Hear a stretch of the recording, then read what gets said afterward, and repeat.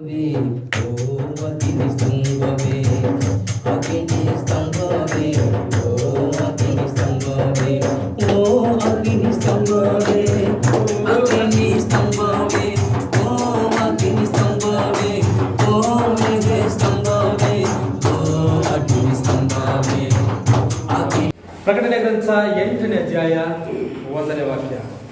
ಆತನು 7ನೇ ಮುದ್ರೆಯನ್ನು ತೆರೆದಾಗ ಸುಮಾರು ಅರ್ಧ ಗಂಟೆ ಹೊತ್ತಿನವರೆಗೂ ಸ್ವರ್ಗದಲ್ಲಿ ನಿಶ್ಶಬ್ದವಾಯಿತು.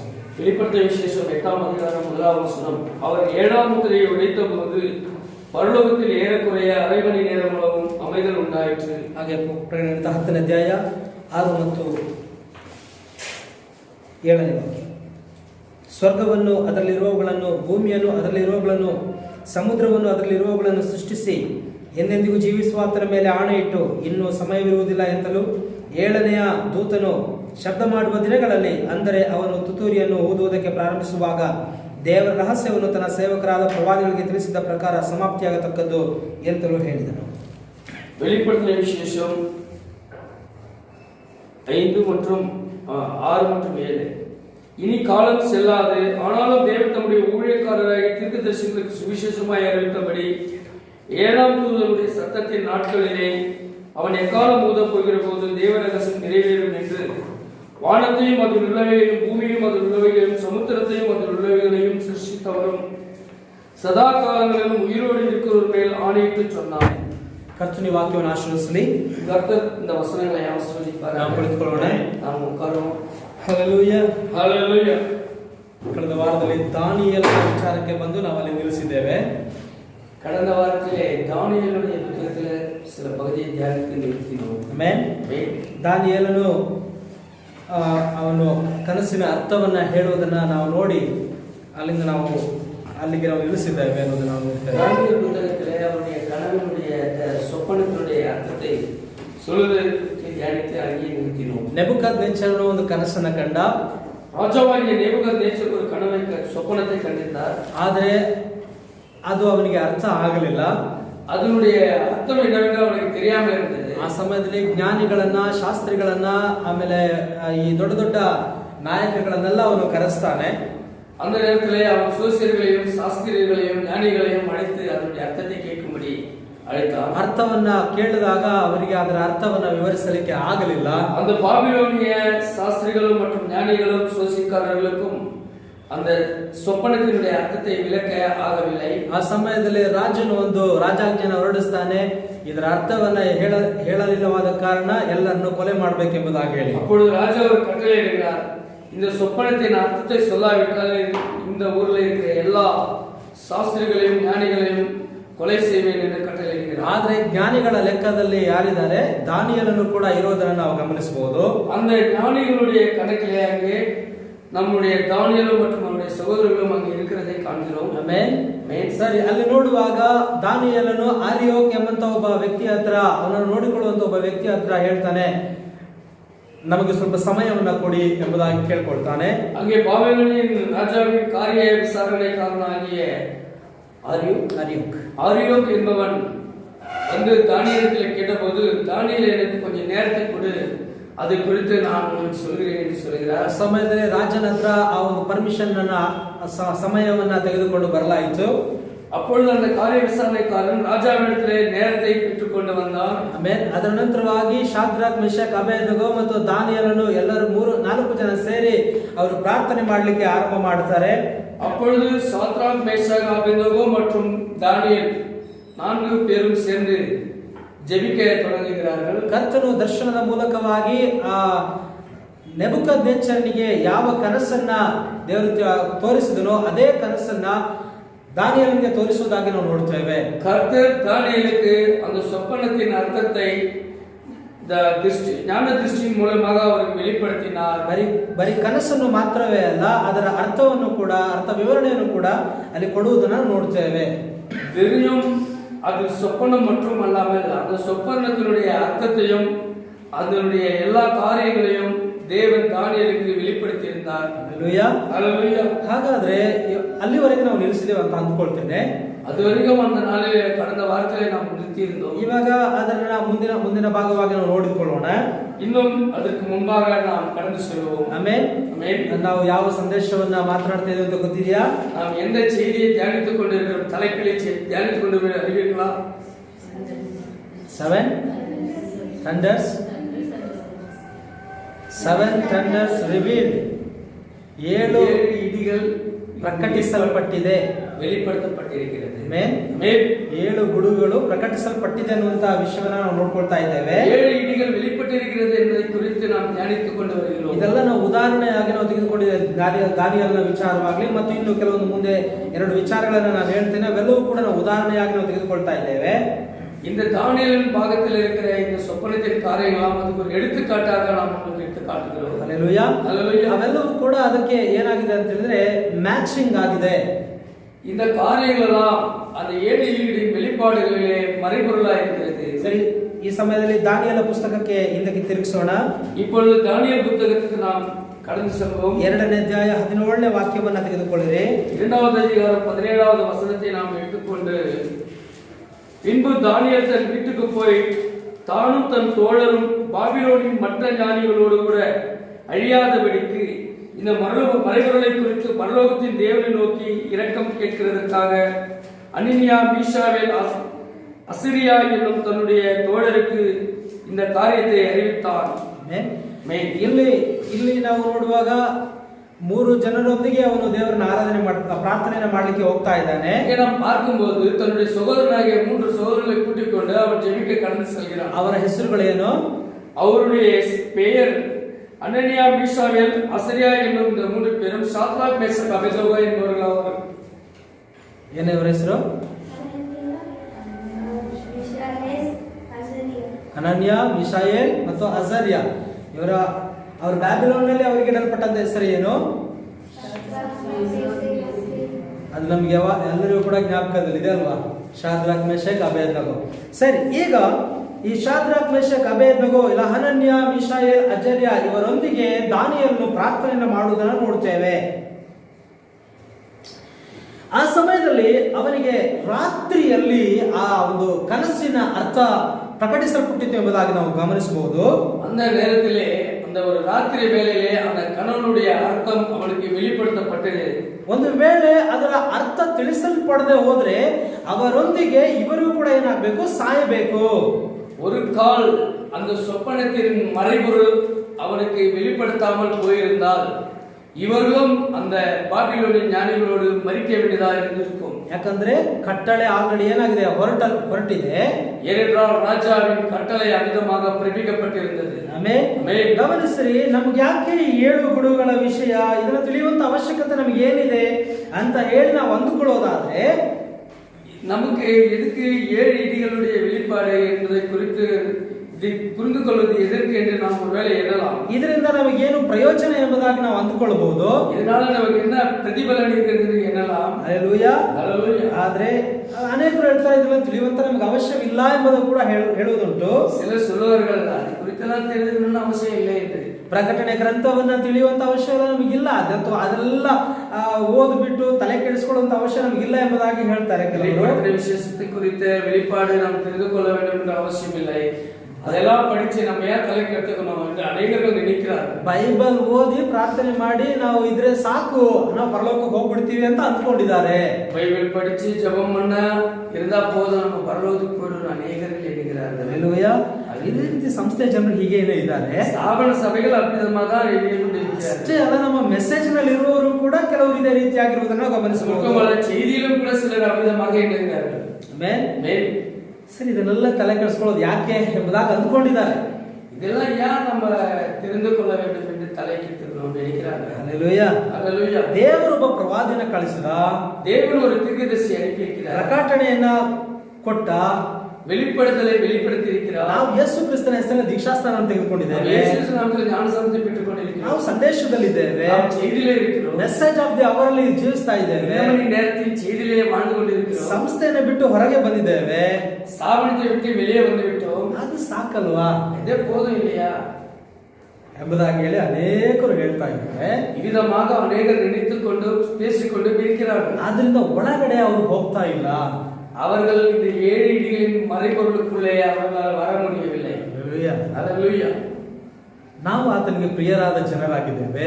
நாம் அந்த 7 இடிகளின் வெளிப்பாட்டுக்கு ಪ್ರಯೋಜನ உள்ளவர்களாகவும் இருக்கிறோம். அல்லேலூயா. அல்லேலூயா. 7 ಗುಡುಗುಗಳು ಅರ್ಥವಾಗಲಿಲ್ಲವೆಂದರೆ, ಅದರ ಪ್ರಕಟಣೆ ತಿಳಿಯಲಿಲ್ಲ ಅಂತ ಹೇಳಿದ್ರೆ ಎತ್ತಲ್ಪಡುವಿಕೆಯಲ್ಲಿ ನಾವು ಹೋಗೋದಿಲ್ಲ. 7 இடிகளின் வெளிப்பாடு மறைபொருளை நாம் புரிந்து கொள்ளாமல் போனோமேயானால் நாம் எடுத்துக்கொள்ளப்படுதலிலே பங்கு கொள்ள முடியாது. ದಾನಿಯೇಲನು ಆ ಕನಸಿನ ಅರ್ಥ ವಿವರಣೆಯನ್ನ ಅವನು ಕೊಡದೆ ಹೋದರೆ ಅವನ ಸ್ನೇಹಿತರು ಏನಾಗಬೇಕು? ಸಾಯ್ಬೇಕು. அந்த இடத்துல பார்க்கும் பொழுது தானியேல் அந்த ராஜாவின் சொப்பனத்தினுடைய அர்த்தத்தை மறைபொருளை அவன் வெளிப்படுத்தாமல் போயிருந்தால் தானியேலும் மற்றும் சகோதரர்களும் அந்த பாபிலோனிய ஞானிகளோடு மறிக்க வேண்டியதாக இருந்திருக்கும். அல்லேலூயா. அல்லேலூயா. ಏನಾಗುತ್ತೆ? என்ன ஆனது? ಮರಣம். ಅರ್ಥ ಆಗ್ತಾ ಇದೆಯಾ? புரிந்து கொண்டீர்களா? ಹಾಗಾದ್ರೆ ಒಂದು ವೇಳೆ ಅದರ ಪ್ರಕಟಣೆ ನಮಗೆ ಅರ್ಥ ಆಗಲಿಲ್ಲ ಅಂದ್ರೆ ಏನು ಸಂಭವಿಸುತ್ತೆ? ಮರಣ ಸಂಭವಿಸುತ್ತೆ. அந்த மறைபொருள் நமக்கு புரிந்து கொள்ளாவிட்டால் நாம் மரிக்க வேண்டியிருக்கும். ಯಾಕಂದ್ರೆ ಅದರಲ್ಲಿ ಜೀವ ಇದೆ. ஏனென்றால் அந்த வெளிப்பாடுல தான் நித்திய ಜೀವನ இருக்கிறது. ಆದ್ದರಿಂದ ಈ ದಾನಿಯೇಲನು ಮತ್ತು ಅವನೊಂದಿಗೆ 3 ಜನರು ಸೇರಿ ಪ್ರಾರ್ಥನೆ ಮಾಡ್ತಾರೆ ಮತ್ತು ಸಮಯವನ್ನು ಕೂಡ ಅಲ್ಲಿ ಕೇಳಿ ಅವರು ಹೋಗ್ತಾರೆ ಎಂಬುದನ್ನು ನೋಡ್ತೇವೆ. அங்கே அது வெளிப்படுத்த போகாமல் போனால் அவர்கள் மரிக்க வேண்டியதாக இருக்கும். அதனாலே அவர்கள் 4 பேரும் சேர்ந்து நேரத்தை எடுத்துக்கொண்டு தேவனுடைய சமூகத்திலே ಅದಕ್ಕಾಗಿ ವಿಶೇಷವಾಗಿ ಜೀವಿಕ್கிறார்கள். ಹಾಗೆ ಪ್ರಾರ್ಥನೆಯಲ್ಲಿ ಇರುವಾಗ ಕರ್ತನು ದಾನಿಯೇಲನಿಗೆ ರಾತ್ರಿಯ ಕನಸಿನಲ್ಲಿ ದರ್ಶನದಲ್ಲಿ ಅದನ್ನು ಪ್ರಕಟಿಸುವುದನ್ನು ನಾವು ನೋಡ್ತೇವೆ. அவர்கள் விதமாக ஜெபத்திலே தெரிந்து கொண்ட காலகட்டத்திலே ராத்தரிசனத்திலே தேவன் தானியேலுக்கு அந்த சொப்பனத்தினுடைய மறைபொருளையும் சொப்பனத்தையும் வெளிப்படுத்துகிறார். ಗಮನಿಸ್ರಿ, ನೆಬೂಕದ್ನೆಚ್ಚರನು ಚಿಹ್ನೆಯ ರೂಪದಲ್ಲಿ ಅವನು ಕನಸನ್ನ ಕಂಡ. ನೆಬೂಕದ್ನೆಚ್ಚರ್ ಪಸುಂಬೊನ್ ತಲೆ போன்ற ஒரு சொப்பனத்தை கண்டான். ಅದು ಹೇಗಿದೆ? ಅದು ಚಿಹ್ನೆಯ ರೂಪದಲ್ಲಿ ಇತ್ತು. ಅದು ஒரு அடையாள ರೀತಿಯಾಗಿ இருந்தது. ಅದೇ ರೀತಿಯಾಗಿ ಯೋಹಾನನು ಕೂಡ ಯಾವ ರೀತಿಯಾಗಿ ನೋಡ್ತಾ ಇದ್ದಾನೆ? யோவானும் கூட, அதாவது வெளிப்படுத்தும் விசேஷத்தில் இருக்கிற அந்த யோவானும் கூட அடையாளத்தின் ரூபத்திலே ಅನೇಕ ಅಡೆಯಾಳங்களை ಕಾಣ್கிறான். ಚಿಹ್ನೆಯ ರೂಪದಲ್ಲಿ ನೋಡ್ತಾ ಇದ್ದಾನೆ. ಅಡೆಯಾಳத்தின் ರೂಪத்திலே ಕಾಣ್கிறான். ಅಲ್ಲಿ ಒಂದು ಪ್ರತಿಮೆ ನಿಂತಿದೆ. ಅದರ ತಲೆ ಹೇಗಿದೆ? ಬಂಗಾರವಾಗಿದೆ. அங்கே ஒரு உருவ சிலையை பார்க்கிறான் தானியேல். அந்த சிலையினுடைய தலை தங்க பொன்னினால செய்யப்பட்டதா இருக்கிறது. ಎದೆ ಮತ್ತು ತೋಳುಗಳು ಯಾವ ಏನಾಗಿದೆ? ಏನಾಗಿದೆ? ಬೆಳ್ಳಿಯಾಗಿದೆ. ಅವನುடைய ಮಾರ್ಬು ಮತ್ತು புயங்கள் வெள்ளியாಗಿ இருக்கிறது. ಹೊಟ್ಟೆ ಮತ್ತು ಸೊಂಟ ಏನಾಗಿದೆ? ತಾಮ್ರವಾಗಿದೆ. வயிறு மற்றும் இடுப்பு தாமிரமாக இருக்கிறது. ಕಾಲು பாதம் வெண்கலமாக இருக்கிறது. ಕಬ್ಬಿಣವಾಗಿದೆ. விரல்கள் ಕಾಲು ಕಬ್ಬಿಣವಾಗಿದೆ. பாதம் இரும்பாಗಿ இருக்கிறது. ಪಾದ ಮತ್ತು ಬೆರಳುಗಳು ಕಬ್ಬಿಣ ಮತ್ತು ಮಣ್ಣು ಮಿಶ್ರಿತವಾಗಿದೆ. விரல்கள் இரும்பும் மற்றும் களிமண்ணும் கலந்ததாக இருக்கிறது. ಅದರ ನಂತರವಾಗಿ ಒಂದು ಆ ರಾತ್ರಿಯ ಕನಸಿನಲ್ಲಿ ನೆಬೂಕದ್ನೆಚ್ಚರನಿಗೆ ಒಂದು ಕೈಗಳ ಸಹಾಯವಿಲ್ಲದ ಒಂದು ಕಲ್ಲು ಬಂದು ಆ ಒಂದು ಶಿಲೆಗೆ ಹೊಡೆಯುವುದನ್ನು ನಾವು ನೋಡ್ತೇವೆ.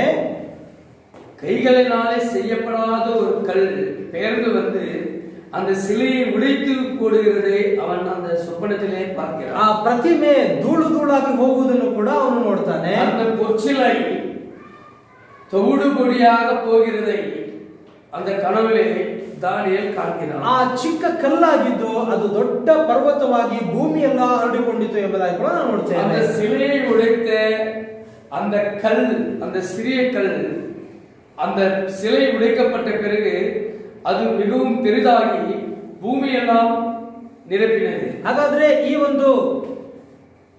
ನೆಬೂಕದ್ನೆಚ್ಚರನು ಕಂಡದ್ದು ಯಾವ ರೀತಿಯಾಗಿದೆ? ಬರೀ ಚಿಹ್ನೆಯ ರೂಪದಲ್ಲಿದೆ, ಸಿಂಬಲ್ ಫಾರ್ಮ್ ಆಗಿದೆ. ನೆಬೂಕದ್ನೆಚ್ಚರ್ ಇದು ஒரு அடையாளத்தின் ரூபத்தில் அந்த சொப்பனத்திலே ಕಂಡான்.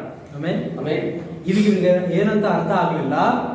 இது என்னவென்று அவனுக்கு அர்த்தமே ಆಗல. ಅವನು ಮಂಡೆ ಕೆಡಿಸ್ಕೊಂಡಿದ್ದಾನೆ. அவன் ரொம்ப தலை ಕೆಡಿಸಿಕೊಂಡು தூங்காமலும் அதை குறித்து சிந்தித்துக் கொண்டிருந்தான். ಆದ್ದರಿಂದ ಜ್ಞಾನಿಗಳೆಲ್ಲರನ್ನು ಕರೆಸಿದ. அகையானபடினாலே அந்த நாட்டில் இருக்கிற எல்லா ஞானிகளையும் சோசியர்களையும் சாஸ்திரிகளையும் அழைத்தான். ಆಮೆನ್. ಅದು ಅರ್ಥ ವಿವರಣೆಯನ್ನ ಕೇಳುವಂತೆ ಕೇಳಿಕೊಂಡ. அதை விலக்கி கொடுக்கும்படி கேட்டான். ಸರಿ, ಈಗ ರಾತ್ರಿಯ ದರ್ಶನದಲ್ಲಿ ದಾನಿಯೇಲನು ಪ್ರಾರ್ಥನೆ ಮಾಡಿ ಅದನ್ನ ಹೊಂದಿಕೊಳ್ತಾ ಇದ್ದಾನೆ. ராத்திரசனத்திலே தானியேல் ஜெபத்தினாலே அதனுடைய மறைபொருளை தேவன் வெளிப்படுத்துகிறார். ದಾನಿಯೇಲ್ಗೆ ಚಿಹ್ನೆ ರೂಪವೂ ಕೂಡ ಕಾಣ್ತು.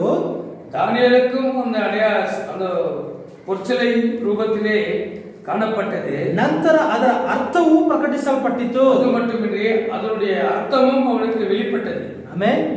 ದೇವರ ಆಲೋಚನೆಯಲ್ಲಿ ಇದ್ದದನ್ನ ದಾನಿಯೇಲನಿಗೆ ದೇವರು ಪ್ರಕಟಿಸಿದ. தேவனுடைய சிந்தையிலே இருந்ததை தேவன் தானியேலுக்கு வெளிப்படுத்தினார். ಅದನ್ನ ನೆಬೂಕದ್ನೆಚ್ಚರನಿಗೆ ತೋರಿಸಿದ. அதை நேபுகாத்நேச்சருக்கு அடையாளமாக காண்பித்தார். ಅವನಿಗೆ ಅರ್ಥ ಆಗದೇ ಇರುವ ಸಮಯದಲ್ಲಿ ದಾನಿಯೇಲನ ಮೂಲಕವಾಗಿ ಅದು ಪ್ರಕಟಿಸಲ್ಪಟ್ಟಿತು. அதனுடைய விளக்கத்தையும் மறைபொருளையும் தானியேலின் மூலமாக தேவன் ராஜாவுக்கு வெளிப்படுத்தினார். ದಾನಿಯೇಲ 2:28ನೇ ವಾಕ್ಯವನ್ನು ನೋಡಿಕೊಳ್ಳೋಣ. தானியேல் 28வது வசனம் 2வது அதிகாரத்தை வாசிப்போம். ಆದರೆ ಈ ರಹಸ್ಯಗಳನ್ನು ಪ್ರಕಟಿಸುವಂತ ದೇವರು ಸ್ವರ್ಗದಲ್ಲಿ ಇದ್ದಾನೆ.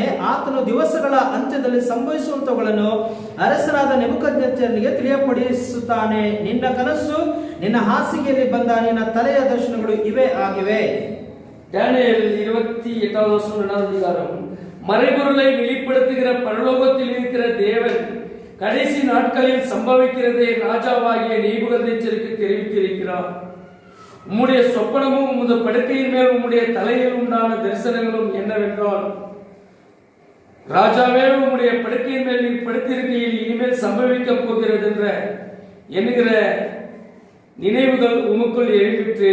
அப்பொழுது மறைபொருள்களை வெளிப்படுத்துகிறவர் ಸಂಭವಿக்க போகிறதை உமக்கு தெரிவித்தார். ಅದನ್ನು ಗಮನಿಸಿ, ಒಂದಕ್ಕೊಂದು ಎಷ್ಟಾಗಿ ಅದು ಹೊಂದಾಣಿಕೆ ಆಗಿದೆ ಅನ್ನೋದನ್ನ ನಾವು ಗಮನಿಸಬಹುದು. பாருங்கள், அவனுக்கு உண்டான அந்த அடையாள ரீதியான அந்த பொற்சிலையும் தானியேலுக்கு உண்டான அந்த சிலையும் அதனுடைய மறைபொருளும் ஒன்றுக்கொன்று எப்படி ಒತ್ತು போகிறது என்று பாருங்கள். ಅದರಲ್ಲಿ ನಾವು ನೋಡ್ತೇವೆ, ಅಂತ್ಯಕಾಲದಲ್ಲಿ 1000 ವರ್ಷ ಆಳ್ವಿಕೆಯನ್ನು ಕುರಿತಾಗಿ ಕೂಡ ಆ ಒಂದು ದರ್ಶನದಲ್ಲಿ ಅವನು ಅಲ್ಲಿ ಹೇಳುವುದನ್ನು ಕೂಡ ನಾವು ನೋಡ್ತೇವೆ. தரிசனத்தினுடைய மறைபொருளை பார்க்கும்போது 1000 வருட அரசாட்சியினுடைய சில காரியங்களையும் அதில் மறைந்திருக்கிறதை பார்க்கிறோம். ದೇವರು ತನ್ನ ಮನಸ್ಸಿನಲ್ಲಿ ಇಟ್ಟುಕೊಂಡದನ್ನ ಮೊದಲು ಅದು ಎಲ್ಲಿತ್ತು? ಅದು ದೇವರ ಮನಸ್ಸಿನಲ್ಲಿತ್ತು. ಅದು ಮೊದಲ ದೇವರುடைய சிந்தையில் இருந்தது. ನಂತರವಾಗಿ ನೆಬೂಕದ್ನೆಚ್ಚರನ ಕನಸಿನಲ್ಲಿ ಬಂತು. ಅದು ನೆಬೂಕದ್ನೆಚ್ಚರனுடைய சொப்பனத்தில் அது காணப்பட்டது. ಅದು ಒಂದು ಚಿಹ್ನೆ ರೂಪದಲ್ಲಿ ಪ್ರಕಟಿಸಲ್ಪಡ್ತು. ಅವನಿಗೆ ஒரு அடையாள ரூபத்தில் ಅವನಿಗೆ வெளிப்பட்டது. ಆದರೆ ಅವನಿಗೆ ಮೊದಲು ಅದು ವಿವರಿಸಲ್ಪಡಲಿಲ್ಲ. ಅದು ಅವನಿಗೆ அந்த மறைபொருள் ಅವನಿಗೆ அறியாதவனாயிருந்தான். ಅದರ ಪ್ರಕಟಣೆ ದೇವರವನಿಗೆ ಕೊಡಲಿಲ್ಲ. அதனுடைய வெளிப்பாடும் மறைபொருளும் அவனுக்கு கொடுக்கவில்லை. ಆದರೆ ದಾನಿಯೇಲ ಏನಾಗಿದ್ದಾನೆ ಅಂತ ಹೇಳಿದ್ರೆ ಒಬ್ಬ ಪ್ರವಾದಿ ಆಗಿದ್ದಾನೆ ಅನ್ನೋದನ್ನು ನಾವು ಗಮನಿಸಬೇಕು. தானியேலுக்கு தேவனுடைய தீர்க்கதரிசியாக இருக்கிறார். ಆ ದಿನದ ಪ್ರವಾದಿ ಆಗಿದ್ದಾನೆ.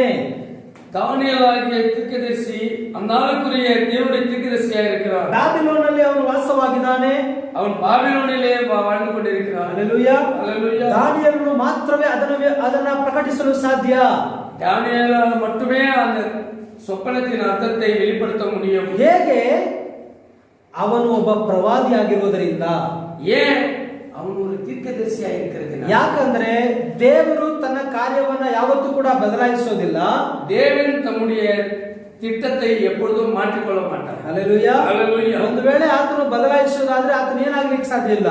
ஒரு கால அந்த திட்டத்தை அவர் மாற்றிக்கொள்வதாக இருந்தால் அவர் தேவனாக இருக்க முடியாது. ಆತನು ದೇವರಾಗಲಿಕ್ಕೆ ಸಾಧ್ಯ ಇಲ್ಲ. அவர் தேவனாக இருக்க முடியாது. ಹಲ್ಲೆಲೂಯಾ. ஹல்லேலூயா. ಹೇಗೆ? ಯಾಕೆ ಅದನ್ನ ಹೇಳ್ತಾ ಇದೀವಿ ಅಂದ್ರೆ, ದೇವರು ಪ್ರವಾದಿಯ ಮೂಲಕವಾಗಿ ಯಾವಾಗಲೂ ಮಾತನಾಡುವವನಾಗಿದ್ದಾನೆ. ஏனென்றால் தேவனுடைய வார்த்தை எப்பொழுதும் தீர்க்கதரிசனத்தில் வருகிறது. தீர்க்கதரிசியை கொண்டு தேவன் பேசுகிறவராய் இருக்கிறார். ಹಲ್ಲೆಲೂಯಾ. ஹல்லேலூயா. ಯಾಕಂದ್ರೆ ಪ್ರವಾದಿಯು ದೇವರ ಬಾಯಿಯಾಗಿದ್ದಾನೆ. ஏனென்றால் தீர்க்கதரிசி தேவனுடைய வாயா இருக்கிறார்.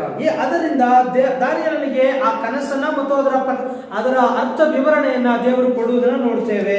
ஆனபடியினாலே அந்த சொப்பனத்தினுடைய மறைபொருளையும் வெளிப்பாட்டையும் தேவன் தீர்க்கதரிசிக்கு அருளுகிறார். ಹಲ್ಲೆಲೂಯಾ. ஹல்லேலூயா. ಹಾಗೆ ಲೋಕ ಉಂಟಾಗುವುದಕ್ಕಿಂತ ಮೊದಲೇ ದೇವರ ಮನಸ್ಸಿನಲ್ಲಿ 7 ಗುಡುಗಳ ರಹಸ್ಯವನ್ನ ಇಟ್ಟುಕೊಂಡಿದ್ದ. இதே விதமாக தேவன் தன்னுடைய சிந்தையிலே உலக தோற்றத்துக்கு முன்பே இந்த 7 இடிகளுடைய மறைபொருளை அவருடைய சிந்தையில வைத்திருந்தார். 7 ಗುಡುಗಳ ಈ ರಹಸ್ಯವೇ ಮೊದಲ ಗಿತ್ತಿಯನ್ನ ಎತ್ತಲ್ಪಡುವಿಕೆಯ ನಂಬಿಕೆಗೆ ಕರೆದುಕೊಂಡು ಹೋಗುವಂತದ್ದಾಗಿದೆ. 7 இடிகளுடைய மறைபொருள்தான் மனவாட்டிக்கு எடுத்துக்கொள்ளப்படுதல் கேட்ட விசுவாசத்தை உருவாக்கி அது எடுத்துக்கொள்ளப்படுதலிலே பங்கடைய செய்கிறதா? ನಮಗೆ ಯಾಕೆ 7 ಗುಡುಗಳ ರಹಸ್ಯ ಎಲ್ಲ ನಮ್ಗೆ ಯಾಕೆ ಬೇಕು ಅಂತ ಅಂದುಕೊಂಡ್ರೆ, நாம் ஒருவேளை நமக்கு என்னத்துக்கு அந்த 7 இடிகளுடைய மறைபொருள் என்று எண்ணினால் ನಾವು ಕೈ ಬಿಡಲ್ಪಡ್ತೇವೆ, நாம் கைவிடப்பட்டவர்களாயிருப்போம். ஹalleluya. ஹalleluya. ಹಾಗಾದ್ರೆ ನಮಗೆ ಏನ್ ಬೇಕು? ஆனபடியால் நமக்கு என்ன வேண்டும்? 7 ಗುಡುಗಿನ ರಹಸ್ಯದೊಳಗೆ ನಾವು ಪ್ರವೇಶಿಸಬೇಕು. 7 இடிகளினுடைய வெளிப்பாட்டிலே மறைபொருளிலே நாம் கடந்து செல்ல வேண்டும். ಆಮೆನ್. ஆமென். ಯಾಕಂದ್ರೆ ಅದೇ ನಮಗೆ ಏನ್ ಮಾಡ್ತದೆ? ರಾಪ್ಚರಿಂಗ್ ಫೇತ್ ಅನ್ನ, ಎತ್ತಲ್ಪಡುವಿಕೆ ನಂಬಿಕೆಯನ್ನ ಕೊಡುವಂತದ್ದಾಗಿದೆ. அதுதான் நமக்கு எடுத்துக்கொள்ளப்படுதல் என்ற விசுவாசத்தை உண்டாக்கி நம்ம அதை எடுத்துக்கொள்ளும்படி செய்கிறது. ಹalleluya. ஹalleluya. ಯಾವುದೋ ಒಂದು ಭಾಗವನ್ನು ಹಿಡ್ಕೊಂಡು ನಾವು ಪರಲೋಕಕ್ಕೆ ಹೋಗ್ತೀವಿ ಅಂತ ಹೇಳೋದಲ್ಲ. நாம் ஏதோ ஒரு பாகத்தை மட்டும் வைத்துக்கொண்டு நாம் பரலோಕಕ್ಕೆ போய்டுவோம் என்று எண்ணினால் போதாது. ಡಿನಾಮಿನೇಷನ್ ಅವರು ಯಾವುದೋ ಒಂದು ಭಾಗ, ಯಾವುದೋ ಆ ದೇವರ ತುತ್ತೂರಿ ಅನ್ನುವಂತಹ ಭಾಗವನ್ನು ಹಿಡಿದುಕೊಂಡು ನಾವು ಪರಲೋಕಕ್ಕೆ ಹೋಗ್ಬಿಡ್ತೀವಿ, ಒಂದೇ ಕ್ಷಣದಲ್ಲಿ ನಾವು ಕಣ್ಣು ರೆಪ್ಪೆ ಬೆಳೆಯುವಷ್ಟೊಳಗಾಗಿ ಪರಲೋಕಕ್ಕೆ ಹೋಗ್ಬಿಡ್ತೀವಿ ಅಂತ ಒಂದೇ ಒಂದು ವಿಷಯವನ್ನು ಹಿಡ್ಕೊಂಡಿದ್ದಾರೆ. சபைகள் இந்த வார்த்தைகளிலே ஒரே ஒரு காரியத்தை மட்டும் பிடித்துக் கொள்கிறார்கள். என்னவென்றால் தேவ எக்காலம் உண்டாகும் போது நாம் எல்லாரும் பரலோகத்துக்கு போயிடுவோம். ಆದ್ರೆ ಇನ್ನೂ 2 ಕಾರ್ಯ ಬಿಟ್ಬಿಟ್ಟಿದ್ದಾರೆ. அதையும் ஒழுங்காக புரிந்து கொள்ளவில்லை. மற்றும் இன்னும் 2 காரியங்களும் அவர்களுக்கு என்னவென்றே தெரியவில்லை. ಯಾಕಂದ್ರೆ ಅವರು ಬೈಬಲ್ ಸಂಪೂರ್ಣವಾಗಿ ಅವರಿಗೆ ದೇವರು ತಿಳಿಯಪಡಿಸಲಿಲ್ಲ. ஏனென்றால் தேவன் அவர்களுக்கு அதை வெளிப்படுத்தவில்லை. ಹalleluya. ஹalleluya. ಆ ಸಂದೇಶದಲ್ಲಿ ಇರುವವರ ಕೆಲವರ ಕಣ್ಣುಗಳನ್ನು ಕೂಡ ದೇವರು ಏನ್ ಮಾಡಿದ್ದಾನೆ? ಮುಚ್ಚಿಬಿಟ್ಟಿದ್ದಾನೆ. ಜೀಲ ಕೂಡ ಅನೇಕರಿಗೆ ದೇವರು ಇதை ಮರೆತು வைத்திருக்கிறார். ಹalleluya. ಹalleluya. ಯಾರಿಗೆ ಅದು ಪ್ರಕಟಿಸಲ್ಪಡ್ತದೆ? ಯಾರಿಗೆ ಅದು வெளிப்படுத்தப்படும்? ಯಾರು ಮೊದಲ ಗಿತ್ತಿಯೋ, ಯಾರು ಆರಿಸಿಕೊಳ್ಳಲ್ಪಟ್ಟವರೋ ಅವರಿಗೆ ಮಾತ್ರವೇ ಅದು ಪ್ರಕಟಿಸಲ್ಪಡ್ತದೆ. யார் தெரிந்து கொள்ளப்பட்டவர்களோ, யார் மனவாட்டியோ, யார் அவருடைய சரீரத்தின் அங்கத்தினர்களாக இருக்கிறார்களோ அவர்களுக்கு மட்டும்தான் அது வெளிப்படுத்தப்படும். ಈ ಎಲ್ಲಾ ರಹಸ್ಯಗಳು ಎಲ್ಲಿತ್ತು? ಮೊದಲು ದೇವರ ಮನಸ್ಸಿನಲ್ಲಿತ್ತು ಎಂಬುದಾಗಿ ನಾವು இந்த ನೋಡ್ತೀವಿ. மறைபொருள்கள் எல்லாம் எங்கே இருந்தது? தேவனுடைய சிந்தையில் இருந்தது. ಇದು ಅಂತ್ಯ ದಿನದಲ್ಲಿ ಪ್ರಕಟವಾಗಬೇಕಾದ ವಿಷಯವಾಗಿದೆ. இது கடைசி காலத்திலே வெளிப்படுத்தப்பட வேண்டிய காரியமாக இருக்கிறது. ಅದು ಮೊದಲು ಯಾವ ರೀತಿಯಲ್ಲಿ ಇತ್ತು? ಚಿಹ್ನೆಯ ರೂಪದಲ್ಲಿ ಇತ್ತು. இது முதல்ல எப்படி இருந்தது? அடையாளத்தின் ரூபத்தில் இருந்தது. ಯೋಹಾನ ಯಾರಿಗೆ ಸೂಚನೆ ಆಗಿದ್ದಾನೆ? யோவான் யாருக்கு அடையாளமாக இருக்கிறார்? மனவாட்டிக்கு அடையாளம். ಮೊದಲ ಗಿತ್ತಿಗೆ ಸೂಚನೆ ಆಗಿದ್ದಾನೆ. ஆமென். ಹalleluya. ஹalleluya. ದಾನಿಯೇಲನ ಪುಸ್ತಕದಲ್ಲಿ ನೆಬೂಕದ್ನೆಚ್ಚರನಿಗೆ ಚಿಹ್ನೆಯಾಗಿ ಪ್ರಕಟಿಸಲ್ಪಟ್ಟಂತೆ ಯೋಹಾನನಿಗೂ ಕೂಡ ಪತ್ಮೋಸ್ ದ್ವೀಪದಲ್ಲಿ ಚಿಹ್ನೆಯಾಗಿ ಪ್ರಕಟಿಸಲ್ಪಟ್ಟಿತು. ராஜாவாகிய நேபுகாத்நேச்சருக்கு அந்த அடையாளத்தின் ரூபத்திலே அவன் கனவுல கண்டது போல பத்மதீவு தரிசனத்திலே நம்ம திவ்ய வாசனாகிய யோவானுக்கும் அடையாளத்தின் ரூபத்திலே அவனுக்கு வெளிப்படுத்தப்பட்டது. ಯೋಹಾನನು ಚಿಹ್ನೆ ರೂಪದಲ್ಲೇ ಬರೆದ ಅದರ ವಿವರಣೆಯನ್ನು ಬರೆಯದಂತೆ ಅವನು ತಡೆ ಹಿಡಿಯಲ್ಪಟ್ಟ. யோவான் அது அடையாளத்தின் ரூபத்திலே கண்டு அந்த விதமாகவே எழுதி வைத்தான்.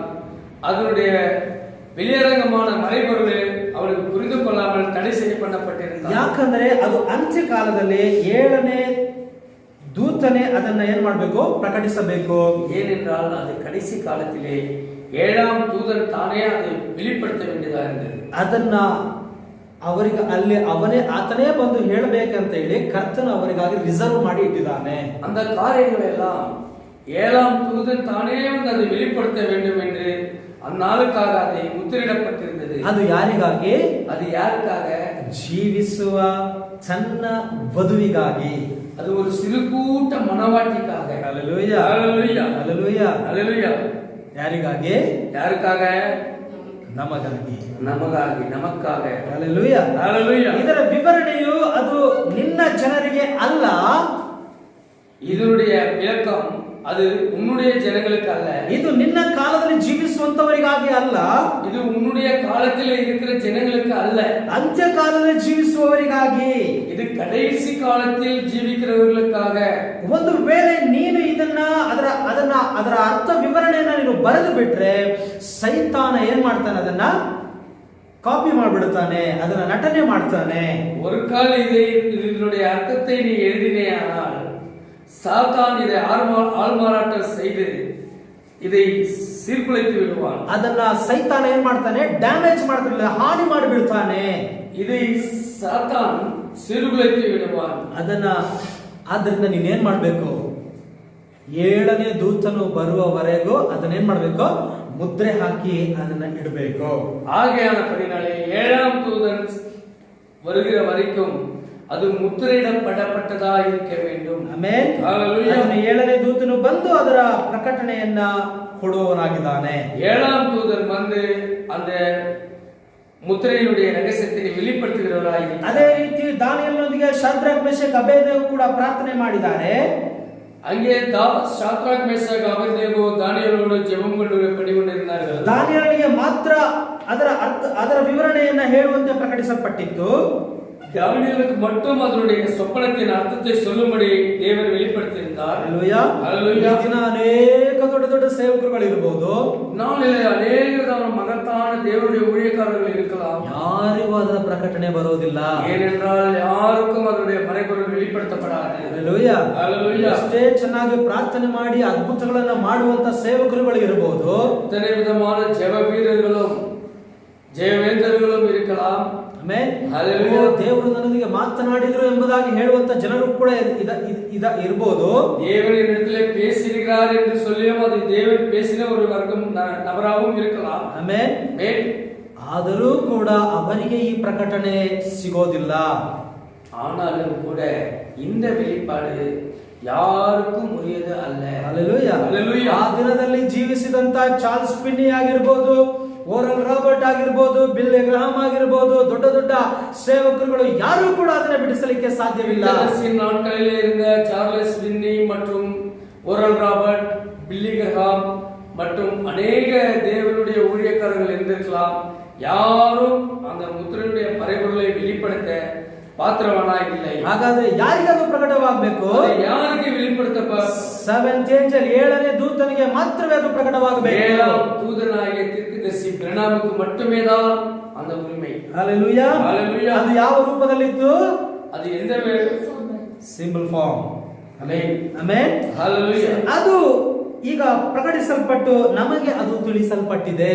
இப்பொழுது அது வெளிப்படுத்தப்பட்டு அது நமக்கு புரிந்து கொள்ளப்படி ಆಗಿದೆ. ಹalleluya. ಹalleluya. ಪ್ರಕಟಣೆ ಗ್ರಂಥ 6ನೇ 1ನೇ ವಾಕ್ಯಕ್ಕೆ ತಿರುಗಿಸೋಣ. வெளிப்படுத்தின விசேஷம் 6வது அதிகாரம் 1ಾம் ವಚನಕ್ಕೆ ತಿರುಗು. ಕುರಿಮರಿಯಾದಾತನು ಆ ಮುದ್ರೆಗಳಲ್ಲಿ ಒಂದನ್ನು ತೆರೆದಿದ್ದನ್ನು ನಾನು ನೋಡಿದಾಗ ಆ 4 ಜೀವಿಗಳಲ್ಲಿ ಒಂದು ಬಂದು ನೋಡು ಎಂದು ಗುಡುಗಿನಂತಿದ್ದ ಒಂದು ಶಬ್ದವನ್ನು ಕೇಳಿದೆನು. 6வது அதிகாரம் 1வது வசனம், ஆட்டுக்குட்டியானவர் முத்திரைகளில் ஒன்றை உடைக்க கண்டேன். அப்பொழுது 4 ஜீவன்களில் ஒன்று என்னை நோக்கி நீ வந்து பார் என்று இடிமுழக்கம் போன்ற சத்தமாய் சொல்ல கேட்டேன். ಆ 4 ಜೀವಿಗಳಲ್ಲಿ ಒಂದು ಬಂದು ನೋಡು ಎಂದು ಗುಡುಗಿನಂತಿದ್ದ ಒಂದು ಶಬ್ದವನ್ನು ಕೇಳಿದೆನು. 4 ಜೀವನ್களில் ஒன்று வந்து பார் என்று இடிமுழக்கம் போன்ற சத்தமாய் சொல்ல கேட்டேன். ಗುಡುಗಿನಂತಿದ್ದ ಶಬ್ದ ಆ ಮುದ್ರೆಗಳಲ್ಲಿರುವ ರಹಸ್ಯವೇ ಆಗಿದೆ. இந்த இடிமுழக்கம் போன்ற சத்தமே 7 முத்திரைகளுடைய ரகசியமாய் இருக்கிறது. ಹalleluya. ஹalleluya. ಅದೇ ಆ ಗುಡುಗಾಗಿದೆ. அதுதான் இடியாಗಿದೆ. ನಾನು ನೋಡಿದಾಗ ಬಿಳಿ ಕುದುರೆಯನ್ನು ನಾನು ನೋಡಿದೆನು. ಅದನ್ನು ಮುಂದೆ ವಾಕ್ಯದಲ್ಲಿ ನೋಡುವಾಗ ಬಿಳಿ ಕುದುರೆಯನ್ನು ನೋಡಿದೆನು.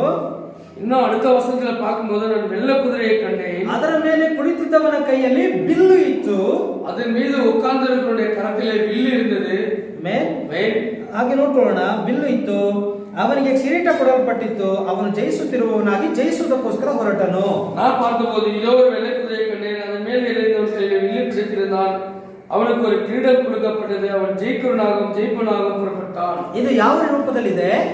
இது எந்த ரூபத்திலே காணப்படுகிறது? ಚಿಹ್ನೆಯ ರೂಪದಲ್ಲಿ ಇದೆ. ஒரு அடையாளமாக ஒரு வெள்ளை குதிரை மேலே ஒரு ஜெயிப்பவனாகவும் கிரீடத்தை எறிந்தவனாய் வில்லையுடையவனாய் ஒரு அடையாளத்தின் ரூபத்திலே காணப்படும். ಆದರೆ ಅದರ ವಿವರಣೆಯನ್ನ ಅವನು ಏನ್ ಮಾಡಲಿಲ್ಲ, ಬರೆಯಲಿಲ್ಲ. இதனுடைய அர்த்தம் என்னன்னு யோவான் எழுதல. ಯೋಹಾನ ನೋಡಿದ್ದನ್ನ ಅದನ್ನ ಹಾಗೆ ಚಿಹ್ನೆ ರೂಪದಲ್ಲಿ ಬರೆದ್ಬಿಟ್ಟ. அவன் அடையாளத்தின் ரூபமாக அவன் பார்த்தவனமாகவே ಅವನು எழுதினான். ನೀವು ಕೇಳಿರಬಹುದು, ಅನೇಕರು ಅದಕ್ಕೆ ಅರ್ಥ ವಿವರಣೆಯನ್ನು ಕೊಡ್ತಾರೆ. நீங்க கேட்கலாம், அநேகர்களுக்கு அதுக்கு விளக்கத்தை கொடுக்கிறார்கள். ಹೇಗೆ ಕೊಡ್ತಾರೆ? எப்படி கொடுக்குறாங்க? ಬಿಳಿ ಕುದುರೆ, வெள்ளை குதிரை. ಬಿಳಿ ಬಂದು ಪರಿಶುದ್ಧತೆ, வெள்ளை எப்பொழுதுமே பரிசுத்தம். ಆದ್ರಿಂದ ಪರಿಶುದ್ಧನು ಯಾರು? ಕರ್ತನು. அதனால பரிசுத்தன்னா யாரு? கர்த்தரு. ಕರ್ತನು ಬಿಳಿ ಕುದುರೆ ಮೇಲೆ ಬರ್ತಾ ಇದ್ದಾನೆ. கர்த்தர் எப்பொழுதும் வெள்ளை குதிரை மேல வருவாரு. ಆತನಿಗೆ ಬಿಲ್ಲು ಕೊಡಲ್ಪಟ್ಟಿದೆ. கர்த்தர் கையிலே வில்லு இருக்கும். ಆತನು ಜಯಿಸುತ್ತಿರುವವನಾಗಿ ಜಯಿಸುವುದಕ್ಕೋಸ್ಕರ அவரு எப்பொழுதுமே ஒரு ஜெயிக்கிறவராக இருப்பார். ಆತನು ಜಯಿಸುವವನಾಗಿದ್ದಾನೆ. அவர் வின்னராக இருப்பார், ஜெயிக்கிறவராகவே இருப்பார். ಇದನ್ನು ಯಾರಿಗೆ ಹೋಲಿಸ್ತಾ ಇದ್ದಾರೆ? இந்த நபரை யாருக்கு பொருத்தி காட்டுகிறார்கள்? ಯೇಸು ಕ್ರಿಸ್ತನಿಗೆ ಹೋಲಿಸಿ ತೋರಿಸ್ತಾರೆ. பொருத்தி காட்டுகிறார்கள். ಆದ್ರೆ ಟೋಟಲ್ ಆಗೋದೇನಾಗಿದೆ? ತಪ್ಪಾಗಿದೆ. அது அவிதமாக அல்ல, தவறாக இருக்கிறது. ಹಲ್ಲೆಲೂಯಾ, ஹalleluya.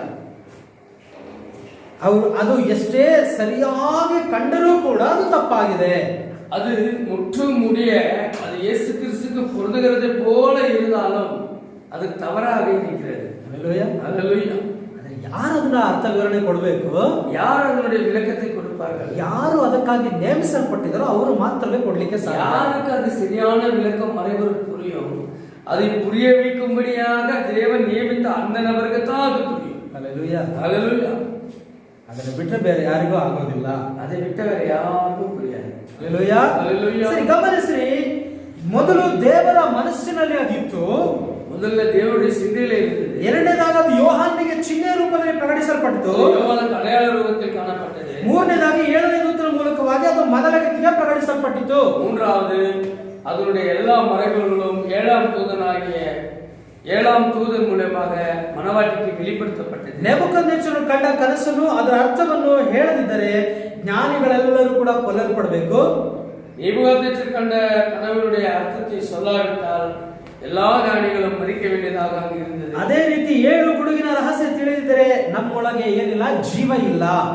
அதே மாதிரிதான் 7 இடிகளுடைய மறைபொருள் நமக்கு தெரியவில்லை போனால் ಆದ್ದರಿಂದ நமக்குள்ளும் ಜೀವನ இல்லை. ಆದ್ದರಿಂದ ದಾನಿಯೇಲ ಶ್ರದ್ಧೆಯಿಂದ ಭಯಭಕ್ತಿಯಿಂದ ಅವನು ಏನ್ ಮಾಡ್ತಾ ಇದ್ದಾನೆ? ಪ್ರಾರ್ಥನೆಯನ್ನು ಮಾಡುವುದನ್ನು ನೋಡ್ತೇವೆ. ஆகையினாலே தானியேல் ரொம்ப நடுக்கத்தோடு பயபக்தியோடு தேவனுடைய சமூகத்திலே ஜெபிக்கிறதை பார்க்கிறோம். ಅಲ್ಲಿ ಅವರು ಜೀವ ಮರಣಗಳ ಹೋರಾಟದಲ್ಲಿ ಇದ್ದಾರೆ. அங்கே அவன் மரணத்துக்கும் ஜீவனுக்கும் உண்டான ஒரு போராட்டத்தின் நடுவிலே போராடினான் தேவனோடு. ಅದರ ಅರ್ಥವನ್ನು ಹೇಳದೆ ಹೋದ್ರೆ ಏನಾಗುತ್ತೆ? அந்த அர்த்தத்தை அங்கு வெளிப்படுத்தாமல் போனால் எல்லாரும் மறிக்க வேண்டியதாக இருந்தது. ಅವನು ಕೊಲೆಯಾಗಬೇಕು. அப்படி ஒருவேளை அவன் வெளிப்படுத்தாமல் போயிருந்தால் அங்கே அவன் மறிக்க வேண்டியதாக இருந்தது. ಆ ರಹಸ್ಯವೇನು? அந்த ரகசியம் என்ன? ಬರುವಂತ ಕಾಲದ ರಾಜ್ಯಗಳ ಕುರಿತಾಗಿ ಮತ್ತು ಕ್ರಿಸ್ತನ ರಾಜ್ಯದ ಕುರಿತಾಗಿ ಆ ಒಂದು ಕನಸಿನಲ್ಲಿ ಅದಿತ್ತು ಎಂಬುದಾಗಿ ನಾವು ನೋಡ್ತೇವೆ. அந்த பொற்சிலையினுடைய மறைபொருள் என்னவென்றால் வரப்போகிற காலங்களிலே வரப்போகிற ராஜ்யங்களை குறித்தும் ராஜாக்களை குறித்தும் நடக்க போகிற சம்பவங்களை குறித்து அந்த சிலையினுடைய அர்த்தம் இருந்தது. ಅಂತ್ಯ ಕಾಲದಲ್ಲಿ ನಡೆಯಬೇಕಾದಂತ ವಿಷಯಗಳನ್ನ ದೇವರು ತನ್ನ ಮನಸ್ಸಿನಲ್ಲಿ ಮರೆಯಾಗಿಟ್ಟುಕೊಂಡಿದ್ದ. கடைசி காலத்தில் சம்பவிக்க வேண்டிய விஷயங்களை தேவன் தன்னுடைய சிந்தையிலே வைத்திருந்தார். ಅದು ನೆಬೂಕದ್ನೆಚ್ಚರನ ಚಿಹ್ನೆ ರೂಪದಲ್ಲಿ ಪ್ರಕಟಿಸಿದ. அது நேபுகாத்நேச்சருக்கு ஒரு உருவத்தின் ரூபத்திலே அவனுக்கு அடையாளமாக காண்பித்தார். ದಾನಿಯೇಲನು ಅದನ್ನು ವಿವರಣೆ ಮಾಡಿದ. தானியேல் அதனுடைய விளக்கத்தை கொடுத்தார். ಯಾಕೆ? ದಾನಿಯೇಲ ಒಬ್ಬ ಪ್ರವಾದಿಯಾಗಿದ್ದಾನೆ. தானியேல் அந்நாளுக்குரிய வெளிப்பாட்டை கொடுக்கிற தீர்க்கதரிசியாக இருந்தார். ಅದು ಅವನ ಹತ್ತಿರವೇ ಬರಬೇಕು. அன்றைக்கு அது ಅವನಿடத்திலே வர வேண்டியதாக இருந்தது. ಹಲ್ಲೆಲೂಯಾ. ಬೇರೆ ಯಾರಿಗೂ ಕೂಡ ಅದು ಬರಲಿಕ್ಕೆ ಸಾಧ್ಯವಿಲ್ಲ. அது ಬೇರೆ ಯಾರಕ್ಕೂ ಅದು ಪಾತ್ರವಲ್ಲ. ಈ ಅಂತ್ಯ ದಿನದಲ್ಲಿ 7 ಗುಡುಗಿನ ಪ್ರಕಟಣೆಯು ನಮಗೆ ಜೀವವನ್ನ ತರುವಂತದ್ದಾಗಿದೆ. இந்நாளுக்குரிய 7 இடிகளுடைய வெளிப்பாடு நமக்கு நித்திய ஜீவனை கொடுக்கிறதா இருக்கிறது. ಅದು ಪ್ರಕಟಿಸಲ್ಪಡದೆ ಹೋದರೆ ನಮ್ಮಲ್ಲಿ ನಿತ್ಯ ಜೀವವಿಲ್ಲ. அது வெளிப்படுத்தாமல் போனால் நமக்கு யாருக்கும் நித்திய ஜீவனை கிடைக்காது. ಯೇಸು ಕ್ರಿಸ್ತನು ಈಗ ಏನ್ ಮಾಡ್ತಾ ಇದ್ದಾನೆ, ಮುಂದೆ ಏನ್ ಮಾಡ್ತಾ ಇದ್ದಾನೆ, ಅದ್ರ ಹಿಂದೆ ಏನ್ ಮಾಡಿದ್ದ ಎಲ್ಲವನ್ನ ಅದು ಪ್ರಕಟಿಸುವಂತದ್ದಾಗಿದೆ. இயேசு கிறிஸ்து தொடக்கத்திலே என்ன செய்தார், என்ன செய்து கொண்டு இருந்தார், என்ன செய்ய போகிறார் என்பது எல்லாம் அதை வெளிப்படுத்தினதா இருந்தது. ನೆಬೂಕದ್ನೆಚ್ಚರನು ಕಂಡದ್ದು ಲೋಕದ ರಾಜ್ಯ, நேபுகாத்நேச்சர் காண்டது உலக ராஜ்யங்கள். ಆದರೆ ಇದು ಆತ್ಮೀಕ ರಾಜ್ಯದ ಕುರಿತಾದ ಪ್ರಕಟಣೆ. இந்த வெளிப்பாடுகள் எல்லாம் ஆவிக்குரிய ராஜ்யங்களை குறித்த மறைபொருள். ಹಲ್ಲೆಲೂಯಾ, ஹல்லேலூயா. ಇನ್ನೊಂದು ಉದಾಹರಣೆ ಕೂಡ ನೋಡ್ಕೊಳ್ಳೋಣ. இன்னொரு எடுத்துக்காட்டு உதாரணமாக பார்ப்போம். ಯೋಸೇಫನ ಕುರಿತಾಗಿ ನೋಡ್ಕೊಳ್ಳೋಣ. யோசேப்புடைய ஜீவிತத்துக்கு கடந்து செல்வோம். ಯೋಸೇಫನು ಮಾರಲ್ಪಡ್ತಾನೆ. யோசேப்பு ಐಗುಪ್ತ ದೇಶಕ್ಕೆ ಮಾರಲ್ಪಡ್ತಾನೆ. தேசத்திலே அவன் சிறை கைதியாக கொண்டு போகப்படுகிறார். ಫರೋಹನು ಕನಸನ್ನು ಕಾಣ್ತಾ ಇದ್ದಾನೆ. அங்கே கூட பார்வோன் ராஜா ஒரு சொப்பனம் உண்டாகிறது. ಆ ಕನಸನ್ನು ಎಲ್ಲರಿಗೂ ಅವನು ಹೇಳ್ತಾ ಇದ್ದಾನೆ. ಯಾರು? ಫರೋಹ ರಾಜ. பார்வோன் ராஜா அங்க இருக்கிற எல்லாருக்கும் அந்த சொப்பனத்தை நேபுகாத்நேச்சரை போல சொல்லுகிறார். ಕನಸುಗಳು ಎಲ್ಲವೂ ಕೂಡ ಚಿಹ್ನೆಯ ರೂಪದಲ್ಲೇ ಇರುವುದನ್ನು ನಾವು ನೋಡ್ತೇವೆ. சொப்பனங்கள் பழைய ஏற்பாடுல பார்க்கும்போது எல்லாமே ஒரு அடையாளத்தின் ரூபத்திலே இருக்கிறதை பார்க்கிறோம். ನೋಡ್ಕೊಳ್ಳೋಣ. ಆದಿಕಾಂಡ 41ನೇ ಅಧ್ಯಾಯ 8ನೇ ವಾಕ್ಯವನ್ನು ತೆಗೆದುಕೊಳ್ಳ್ರಿ. நாம் ஆதியாகமம் 41வது அதிகாரம் 8வது வசனத்துக்கு கடந்து செல்வோம். ಬೆಳಿಗ್ಗೆ ಅವನ ಆತ್ಮವು ಕಳವಳಗೊಂಡಿತು, ಆದ್ದರಿಂದ ಅವನ ಐಗುಪ್ತದ ಎಲ್ಲಾ ಮಂತ್ರವಾದಿಗಳನ್ನು ಎಲ್ಲಾ ಜ್ಞಾನಿಗಳನ್ನು ಕಳುಹಿಸಿದನು. ಫರೋಹನು ಅವರಿಗೆ ತನ್ನ ಕನಸನ್ನು ತಿಳಿಸಿದಾಗ ಅವನಿಗೆ ಅವುಗಳ ಅರ್ಥವನ್ನು ಹೇಳುವವರು ಯಾರೂ ಇರಲಿಲ್ಲ. காலமே பார்வோனுடைய மனம் கலங்கிக் கொண்டிருந்தது. அப்பொழுது அவன் எகிப்தில் உள்ள சகல மந்திரவாதிகளையும் சகல சாஸ்திரிகளையும் அழைப்பித்து அவர்களுக்கு தான் சொப்பனத்தை சொன்னான். ஒருவராலும் அதன் அರ್ಥத்தை பார்வோனுக்கு சொல்லப்படாமல் போயிற்று. ಇಲ್ಲಿಯೂ ಕೂಡ ಅವನಿಗೆ ಕನಸು ಬಿದ್ದಿದೆ, ಆದರೆ ಅದರ ಅರ್ಥ ಯಾರಿಗೂ ಕೂಡ ಗೊತ್ತಿಲ್ಲ. இங்கே கூட பார்க்கும்போது அவனுக்கு ஒரு சொப்பனம் உண்டானது. அந்த சொப்பனத்தினுடைய அர்த்தம் ಯಾರು ವಿವರಿಸಿ சொல்ல இல்லை. ಅಲ್ಲಿ ನೋಡಿ, ಅವನು ಕಂಡಂತ ಕನಸು ಏನಾಗಿದೆ, 7 ತೆನೆಗಳ ಕುರಿತಾದಂತ ಕನಸಾಗಿತ್ತು. இங்கே அவன் பார்த்த சொப்பனம் என்னாಗಿದೆ, 7 ಕದಿರುகளை ಕುರಿತ ಕನಸು. ಅಷ್ಟೇ ಅಲ್ಲ, ಒಂದು ಹಸುಗಳ ಕನಸು, 7 ಹಸುಗಳ ಕನಸುಗಳು ಕೂಡ ಆಗಿತ್ತು. 7 ಪಶುಗಳ ಕುರಿತ ಒಂದು ಕನಸು. ಹಲ್ಲೆಲೂಯಾ. ಅಲ್ಲಿ ನಾವು ನೋಡುವಾಗ ಪುಷ್ಟಿಯಾದ 7 ತೆನೆಗಳನ್ನ ಬಡಕಲಾದಂತ 7 ತೆನೆಗಳು ನುಂಗಿ ಬಿಡ್ತು ಎಂಬುದಾಗಿ ನಾವು ನೋಡ್ತೇವೆ. இங்கே பார்க்கும்போது அந்த 7 பசுகள் என்ன செய்கிறது என்றால் அந்த முதிர்ந்த அந்த கதிர்களை விழுங்கி விட்டதாக பார்க்கிறோம். ನಂತರ 7 ಕೊಬ್ಬಿದ ಮಾಂಸವಿದ್ದ ಹಸುಗಳು ಮೇಯುತ್ತಿತ್ತು. ಅವುಗಳ ಹಿಂದೆ 7 ಬಡಕಲಾದ ಹಸುಗಳು ಬಂತು. ಕೊಬ್ಬಿದ ಹಸುಗಳನ್ನು ತಿಂದಾಗಲೂ ಕೂಡ ಅವುಗಳು ಬಡಕಲಾಗಿಯೇ ಇತ್ತು ಎಂಬುದಾಗಿ ಕೂಡ ನಾವು ಆ ವಾಕ್ಯದ ಮುಂದೆ ಹೋದ್ರೆ ನಾವು ನೋಡಬಹುದು. இன்னும் அங்க பார்க்கும்போது 7 பசுக்கள் அந்த 7 கதிர்களை விழுங்கினதும் மற்றும் 7 அசுத்த விதமான மிருகங்கள் பசு வந்து அது பின்னால் இருக்கிறதை பார்க்கணும். 18 அழகும் புஷ்டியுமான 7 பசுக்கள் நதியிலிருந்து ஏறி வந்து புல் மேய்ந்தது. அவைகளின் இலைத்தும் மகா அவலட்சமான கேவலமான 7 பசுக்கள் ஏறி வந்து இவைகளைப் போல அவலட்சமான பசுக்களை எகிப்து தேசம் எங்கும் நான் கண்டதில்லை. கேவலமும் அவலட்சமான பசுக்கள் ಕೊಳುಮೆಯಾದ ಮುಂದಿನ 7 ಪಶುಗಳನ್ನ ಪಚ್ಚಿತು ಕೊಟ್ಟದೆ. ನೋಡಿ, ಆ ಕೊಬ್ಬಿದಂತ 7 ಹಸುಗಳನ್ನ ಈ ಬಡಕಲಾಗಿರುವಂತ 7 ಹಸುಗಳನ್ನು ಬಿಡುತ್ತಿಲ್ಲ. அசுத்தமான 7 பசுக்கள் வந்து அந்த நல்ல கொழுமையான இருந்த அந்த 7 பசுக்களையும் விழுங்கினதை நாம் பார்க்கிறோம். ಇದು ಫರೋಹನು ಕಂಡಂತ ಕನಸು. ಇದು பார்வோன் ಕಂಡ ஒரு சொப்பனம். ತುಂಬಾ ಸರಳವಾದ ಒಂದು ಕನಸಾಗಿದೆ. ಇದು ரொம்ப ஒரு ಅರ್ಥமுள்ள ஒரு கனவு சொப்பனம். ಸರಳವಾದಂತ ஒரு மறைபொருளான ஒரு ಸಿಂಪಲ್ ಎளிமையான ஒரு ಕನವು. ದೇವರು ಸರಳತೆಯಲ್ಲಿ ಏನಾಗಿದ್ದಾನೆ, ಮರೆಯಾಗಿದ್ದಾನೆ. ದೇವರ ಎளிமைಯಲ್ಲಿ ತನ್ನ ಮರೆತುಕೊಂಡಿದ್ದಾನೆ. ಹಲ್ಲೆಲೂಯಾ. ಅದನ್ನು ದೇವರು ಪ್ರಕಟಿಸದೆ ಯಾರು ಅದನ್ನು ತಿಳಿಸುವುದಕ್ಕೆ ಆಗೋದಿಲ್ಲ. ದೇವರು வெளிப்படுத்தாமல் யாரும் புரிந்து கொள்ள முடியாது. ಹಲ್ಲೆಲೂಯಾ. ಅದು ಸಿಂಪಲ್ ಆಗಿದೆ, இது ரொம்ப எளிமையானதாக காணப்படுகிறது. ಆದರೂ ಕೂಡ ಅದನ್ನು ಯಾರು ತಿಳಿಸಬೇಕು, ದೇವರೇ ಅದನ್ನು ತಿಳಿಸಬೇಕು. அந்த எளிமையான கனவை கூட தேவன் தானே அதை வெளிப்படுத்த வேண்டும். ಹಲ್ಲೆಲೂಯಾ. ಹಲ್ಲೆಲೂಯಾ. ಅಲ್ಲಿ ನೋಡಿ, ಎಲ್ಲ ಜ್ಞಾನಿಗಳನ್ನೆಲ್ಲ ಕರೆದ, ಎಲ್ಲರ ಹತ್ರ ಅವನು ಹೇಳಿದ ಕನಸನ್ನ, ಆದರೂ ಕೂಡ ಅವರಿಂದ ಅದನ್ನು ತಿಳಿಸಲಿಕ್ಕೆ ಆಗಲಿಲ್ಲ. இங்கே பார்வோனும் கூட ஞானிகளையும் குறிகாரர்களையும் சாஸ்திரிகளையும் அழைத்தான். அங்கே கூட யாராலையும் அதை விளக்கி கொடுக்க முடியவில்லை. ಅದು ಪ್ರಕಟಿಸಲ್ಪಟ್ಟ ಮೇಲೆ ಏನ್ ಹೇಳ್ತೇವೆ ಗೊತ್ತಾ, ಇಷ್ಟೇನಾ ಇದೇನಾ ಅಂತ ಅಂದ್ಕೊಳ್ತೇವೆ நாம். அது வெளிப்படுத்தப்பட்ட பிறகு இவ்வளவுதானே, இந்த விஷயம் தானே அப்படின்னு நம்ம நினைக்கிறோம். ಆದ್ರೆ ದೇವರು ಪ್ರಕಟಿಸದೆ ಅದು ಸಿಂಪಲ್ ಆಗಿದ್ರು ಕೂಡ ಯಾವ ಬೋಧಕರಿಂದಲೂ ಕೂಡ ಅದನ್ನು ವಿವರಿಸಲಿಕ್ಕೆ ಸಾಧ್ಯವಿಲ್ಲ. அது எல்லாம் இப்பொழுது நமக்கு அது சிம்பிளா எளிமையானதாக தெரியலாம். ஆனால் அது தேவன் தானே அது வெளிப்படுத்தாமல் போனால் ಅದು ஒருவருக்கும் அது புரிந்திருக்காது. ಇಲ್ಲಿ ಯೋಸೇಫನು ಜ್ಞಾನ ದೃಷ್ಟಿಯವನಾಗಿದ್ದಾನೆ. இங்கே யோசேப்பு அன்னாளுக்குரிய தீர்க்கதரிசியாகவும் ஞான ದೃಷ್ಟಿಕಾರನು. ಅವನೊಬ್ಬ ಪ್ರವಾದಿಯಾಗಿದ್ದಾನೆ. ಅವನ ಅನ್ನಾளுக்குரிய தீர்க்கதரிசிಯಾಗಿದ್ದಾನೆ. ಅವನನ್ನ ಬರಮಾಡಿದಾಗ ಅವನು ಆ ಕನಸಿನ ಅರ್ಥವನ್ನು ಅವನು ಹೇಳ್ತಾ ಇರೋದನ್ನ ನೋಡ್ತೇವೆ. அவன் அங்கே அழைத்து வரப்பட்ட போது அந்த சொப்பனத்தினுடைய அர்த்தத்தை விவரித்து கூறுகிறான்.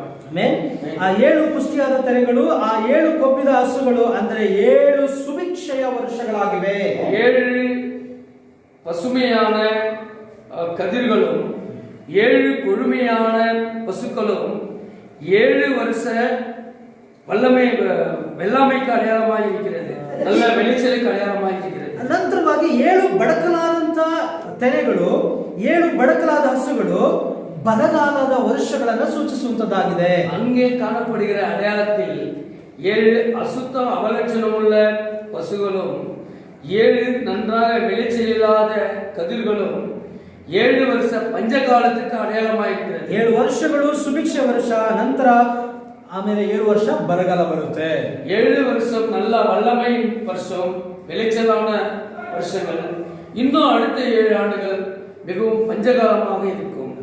அல்லேலூயா. ಕನಸು 2 ಸಾರಿ ಬಂದಿರೋದ್ರಿಂದ, இந்த சொப்பனம் 2 முறை வந்ததனால, ಅದು ಒಂದೇ ಅರ್ಥವುಳ್ಳಂತ 2 ಕನಸುಗಳು ಬಂದಿರೋದ್ರಿಂದ ಅದು ಬೇಗನೆ ನಡೆಯುತ್ತೆ ಅನ್ನೋದನ್ನ யோசேப்பு ಹೇಳುವುದನ್ನು ನೋಡುತ್ತೇವೆ. இது 2 விதமான கனவு. 2 கனவும் ஒரே அர்த்தத்தை குறிக்கிறதுனாலே இது ஒரே வெகு விரைவிலே இது நிறைவேற வேண்டியதாக இருக்கிறது என்பது தானியேல் யோசேப்பு அதை விவரித்து சொன்னார். யோசேப்பு ಇದನ್ನ ವಿವರಿಸುವಾಗ ರಾಜನಿಗೆ ತುಂಬಾ ಸಂತೋಷ ಆಗ್ಬಿಡ್ತು. இதை யோசேப்பு விவரித்து சொன்னபோது பார்வோன் ராஜாவுக்கு ரொம்ப சந்தோஷம் உண்டாயிற்று. ಅವರು ಹೇಳ್ತಾನೆ, ದೇವರೊಬ್ಬನೇ ಹೊರತು ಇದನ್ನು ಯಾರಿಂದಲೂ ಕೂಡ ತಿಳಿಸೋದಕ್ಕಾಗೋದಿಲ್ಲ. தேவன் ஒருவரே இன்றி இப்படிப்பட்ட காரியத்தை வெளிப்படுத்த எவராலும் முடியாது என்று சொல்கிறார். 41ನೇ ಅಧ್ಯಾಯ 16ನೇ ವಾಕ್ಯವನ್ನು ಓದ್ಕೊಳ್ಳೋಣ. 41:16 ವಚನத்தை பார்ப்போம். ಯೋಸೇಫನು ಫರೋಹನಿಗೆ ಪ್ರತ್ಯುತ್ತರವಾಗಿ ಅದನ್ನು ಹೇಳುವುದು ನನ್ನಲ್ಲಿಲ್ಲ, ಆದರೆ ದೇವರು ಫರೋಹನಿಗೆ ಸಮಾಧಾನದ ಉತ್ತರವನ್ನು ಕೊಡುವನು ಅಂದನು. 16வது வசனம். அப்பொழுது யோசேப்பு பார்வோனுக்கு பிரதியுத்தரமாக, நான் அல்ல, தேவனே பார்வோனுக்கு ಮಂಗಳಕರமான ಉತ್ತರವು ಅರುಳೆ செய்வார் என்றான். ಇದು ಯಾರು ಅದಕ್ಕೆ ತಿಳಿಸಬೇಕು, ಅವನಿಗೆ ಉತ್ತರವನ್ನು ಕೊಡಬೇಕು ಫರೋಹನಿಗೆ? ಯಾರು பார்வோனுக்கு இதனுடைய மறைபொருளை வெளிப்படுத்த வேண்டும்? ದೇವರು ಮಾತ್ರವೇ ತಿಳಿಸಬೇಕು. தேவன் ஒருவரே இதை வெளிப்படுத்தி தர வேண்டும். ಯೋಸೇಫನು ಸ್ಪಷ್ಟವಾಗಿ ಹೇಳ್ತಾನೆ, ಇದು ನನ್ನ ಹತ್ರ ಇಲ್ಲ, ನನ್ನಲ್ಲಿ ಇದರ ಉತ್ತರ ಹೇಳುವಂತ ಕೆಲಸ. யோசேப்பு மூலமாக இது வெளிப்படுத்தப்பட்டாலும் யோசேப்பு தன்னை தாழ்த்தி, இது நான் அல்ல, தேவனே இதனுடைய மறைபொருளை வெளிப்படுத்த வேண்டும் என்று சொல்கிறார். ಅದರ ಉತ್ತರವನ್ನು ದೇವರು ಮಾತ್ರವೇ ಕೊಡಲಿಕ್ಕೆ ಸಾಧ್ಯ. இதனுடைய உத்தரவு வெளிப்பாடை தேவன் ஒருவரே கொடுக்க வேண்டும் என்று சொல்கிறார். ಅದು ಅವನ ತಿಳುವಳಿಕೆಯಿಂದಲೋ ಅಥವಾ ಅವನ ಜ್ಞಾನದಿಂದಲೋ ಬರಲಿಲ್ಲ. ಅದು ಯೋಸೇಫனுடைய சொந்த முயற்சினாலோ சொந்த ஞானத்தினாலோ வரல. ದೇವರು ಅವನಿಗೆ ತಿಳಿಯಪಡಿಸಿದ. தேவன் அவனுக்கு வெளிப்படுத்தினார். ಹಲ್ಲೆಲೂಯಾ. ಅದೇ ರೀತಿ 7 ಗುಡುಗಳ ರಹಸ್ಯವೂ ಕೂಡ ಕೆಂಟುಕಿಯಲ್ಲಿ ಹುಟ್ಟಿದಂತ ಬ್ರದರ್ ಬ್ರನ್ನಾಮ್ ಅವರಿಗೆ ಬರಲಿಲ್ಲ. அதே விதமாக 7 இடிகளினுடைய வெளிப்பாடு கெண்டக்கியிலே ஒரு பாவியான ஒருவருக்கு பிறந்த தீர்க்கதரிசி பிரணாமுடைய சொந்த முயற்சினாலே சொந்த ஞானத்தினாலே வரவில்லை. ಸ್ವಂತ ಜ್ಞಾನದಿಂದ ಬರಲಿಲ್ಲ, சொந்த ஞானத்தினாலே வரவில்லை. ಅದು ಅವರ ತಿಳುವಳಿಕೆಯಿಂದ ಕೂಡ ಬಂದಂತದ್ದಲ್ಲ, ಅವರ சொந்த அறிவினாலே வரவில்லை. ಅದು ದೇವರ ಮನಸ್ಸಿನಲ್ಲಿದ್ದು ಅದು ದೇವರೇ ಪ್ರಕಟಿಸಬೇಕು. அது தேவனுடைய சிந்தையிலே இருந்தது, அது தேவன் தானே வெளிப்படுத்தினார். யோசேப்பு ಹೇಳಿದಂತೆ ಅದರ ಅರ್ಥವನ್ನು ಹೇಳುವುದು ನನ್ನ ಹತ್ರ ಇಲ್ಲ. யோசேப்பு சொன்னதை போல அதனுடைய அர்த்தத்தை விளக்குவது அவனிடத்திலே இல்லை. ದೇವರು ಅದನ್ನು ತಿಳಿಸಬೇಕು. தேவன் தானே வெளிப்படுத்த வேண்டும். ಅದು ಕಂಡ ಅದೇ 41:25ನೇ ವಾಕ್ಯವನ್ನು ಓದ್ಕೊಳ್ಳೋಣ. 41:25வது ವಚನ. ಆಗ ಯೋಸೇಫನು ಫರೋಹನಿಗೆ, ಫರೋಹನ ಕನಸು ಒಂದೇ, ದೇವರು ಮಾಡುವುದಕ್ಕೆ ಇರುವುದನ್ನ ಫರೋಹನಿಗೆ ತಿಳಿಸಿದ್ದಾನೆ. அப்பொழுது யோசேப்பு பர்வோனை நோக்கி, பர்வோன் சொப்பனம் ஒன்றுதான், தேவன் தாம் செய்ய போகிறது என்னது என்று பார்வோனுக்கு அறிவித்திருந்தார். ಅದೇ ರೀತಿ 7 ಸಭೆಯ ಯುಗಗಳಲ್ಲಿ, 7 ಸಭೆ ಕಾಲಗಳಲ್ಲಿ, ಆ ಯುಗಗಳಲ್ಲಿ ದೇವರು ಏನ್ ಮಾಡ್ತಾ ಇದ್ದಾರೆ ಅಂದ್ರೆ, என்ன பண்ணிಕೊಂಡಿದ್ದಾರೆ ಆತನು ಏನು ಮಾಡ್ತಾ ಇದ್ದಾನೆ, ಏನು ಈಗ ಏನ್ ಮಾಡ್ತಾ ಇದ್ದಾನೆ, ಏನು ಮಾಡಿದ್ದಾನೆ, ಏನು ಮಾಡ್ಲಿಕ್ಕಿದ್ದಾನೆ ಅನ್ನೋದನ್ನ ಪ್ರಕಟಿಸುವುದೇ 7 ಗುಡುಗಳಾಗಿದೆ. இந்த 7 இடிகள் தேவன் என்ன செய்து கொண்டிருக்கிறார், என்ன செய்து முடித்திருக்கிறார், என்ன செய்ய போகிறார் என்பதே இந்த 7 இடிகளினுடைய வெளிப்பாடாக இருக்கிறது. ಫರೋಹನ ಕನಸನ್ನು ಕಂಡ, ಅದಕ್ಕೆ ಅರ್ಥವನ್ನ ಹೇಳಿದ್ರೇನು ಬಿಟ್ರೇನು ಅಂತ ಹೇಳಿ ಅವನು ಬಿಡಲಿಲ್ಲ. பார்வோன் இந்த சொப்பனத்தை கண்டான், இதனுடைய அர்த்தத்தை சொல்லலாம் என்ன சொல்லாமல் போகலாம் என்ன என்று ಇರವಿல்லை. ಆ ದಿನದಲ್ಲಿ ಜೀವಿಸಿದಂತವರು ಆ ರೀತಿ ಹೇಳಿರ್ಬೋದು, ಅದನ್ನ ಹೇಳಿದ್ರೇನು ಹೇಳಿದ್ರೇನು, ಅದರ ಅರ್ಥ ತಿಳ್ಕೊಂಡ್ರೆ ತಿಳ್ಕೊಳ್ಳದೆ ಇದ್ರೆ. நாட்களில் ஒரு கூட்டம் விதமாக இருந்திருக்கலாம், அது குறித்து தெரிந்தால் என்ன, தெரிந்து கொள்ளாமல் போனால் என்னவென்று. ಯಾಕಂದ್ರೆ ಈ ದಿನದಲ್ಲಿ ಹೇಗಿರುತ್ತೋ ಅದು ಮೊದಲೇ ಅದಿತ್ತು. ஏனென்றால் இன்றைக்கு எப்படி விதமான ஒரு கூட்டத்தார்கள் இருக்கிறார்களோ அந்த நாளிலும் விதமான கூட்டம் இருந்திருப்பார்கள். Hallelujah. அல்லேலூயா. ಇವತ್ತಿನ ದಿನ ನೀವು ಗಮನಿಸಬೇಕು, ಈ ದಿನ ನಾವು ಆತನನ್ನ ಅರ್ಥ ಮಾಡ್ಕೊಂಡಿದ್ದೀವಿ ಅಂತ ಹೇಳಿದ್ರೆ ಯೇಸು ಕ್ರಿಸ್ತನು ಕೂಡ ಇರುವಾಗ ನಾವು ಇದೇ ರೀತಿಯಾದ ಸ್ಟೇಜ್ ಅಲ್ಲಿ ನಾವು ಇರ್ತಾ ಇದ್ವಿ. இந்த நாளிலே நம்ம எந்த ஸ்தானத்துல இருக்கிறோமோ, இந்த 7 இடிகளுடைய வெளிப்பாடுல இருக்கிறோமோ, இயேசு கிறிஸ்து இருக்கிற நாளிலும் அன்றைக்கும் நாம் அவருடைய கூட்டத்தார்களாகவே இருந்திருப்போம். Hallelujah. அல்லேலூயா. ಅರ್ಥ ಆಗ್ತಾ ಇದೆಯಾ? புரிகிறதா உங்களுக்கு? ಇವತ್ತು ನಾವಿಲ್ಲಿ ಕುತ್ಕೊಂಡಿದ್ದೀವಿ, இன்றைக்கு நாம் இங்கே அமர்ந்திருக்கிறோம். ಆತನ ಕಾಣದಂತ ಒಂದು ಶರೀರ, ಆ ಶರೀರದ ಒಂದು ಭಾಗವಾಗಿದ್ದೇವೆ. அவருடைய காணக்கூடாத சரீரத்தினுடைய அங்கமாக இருக்கிறோம். ನಾವು ಆತನಲ್ಲಿ ಒಂದು ಭಾಗವಾಗಿದ್ದೇವೆ. அவருடைய பாகமாக இருக்கிறோம். Hallelujah. அல்லேலூயா. ಆ ದಿನದಲ್ಲಿ ಯೇಸು ಕ್ರಿಸ್ತನು ಬಂದಂತ, ಆತನ ಮನುಷ್ಯನಾಗಿ ಬಂದಂತ ಆ ದಿನದಲ್ಲಿ ಕೂಡ ನಾವು ಇದ್ದಿದ್ರೆ ನಾವು ಹೇಗಿರ್ತಿದ್ವಿ?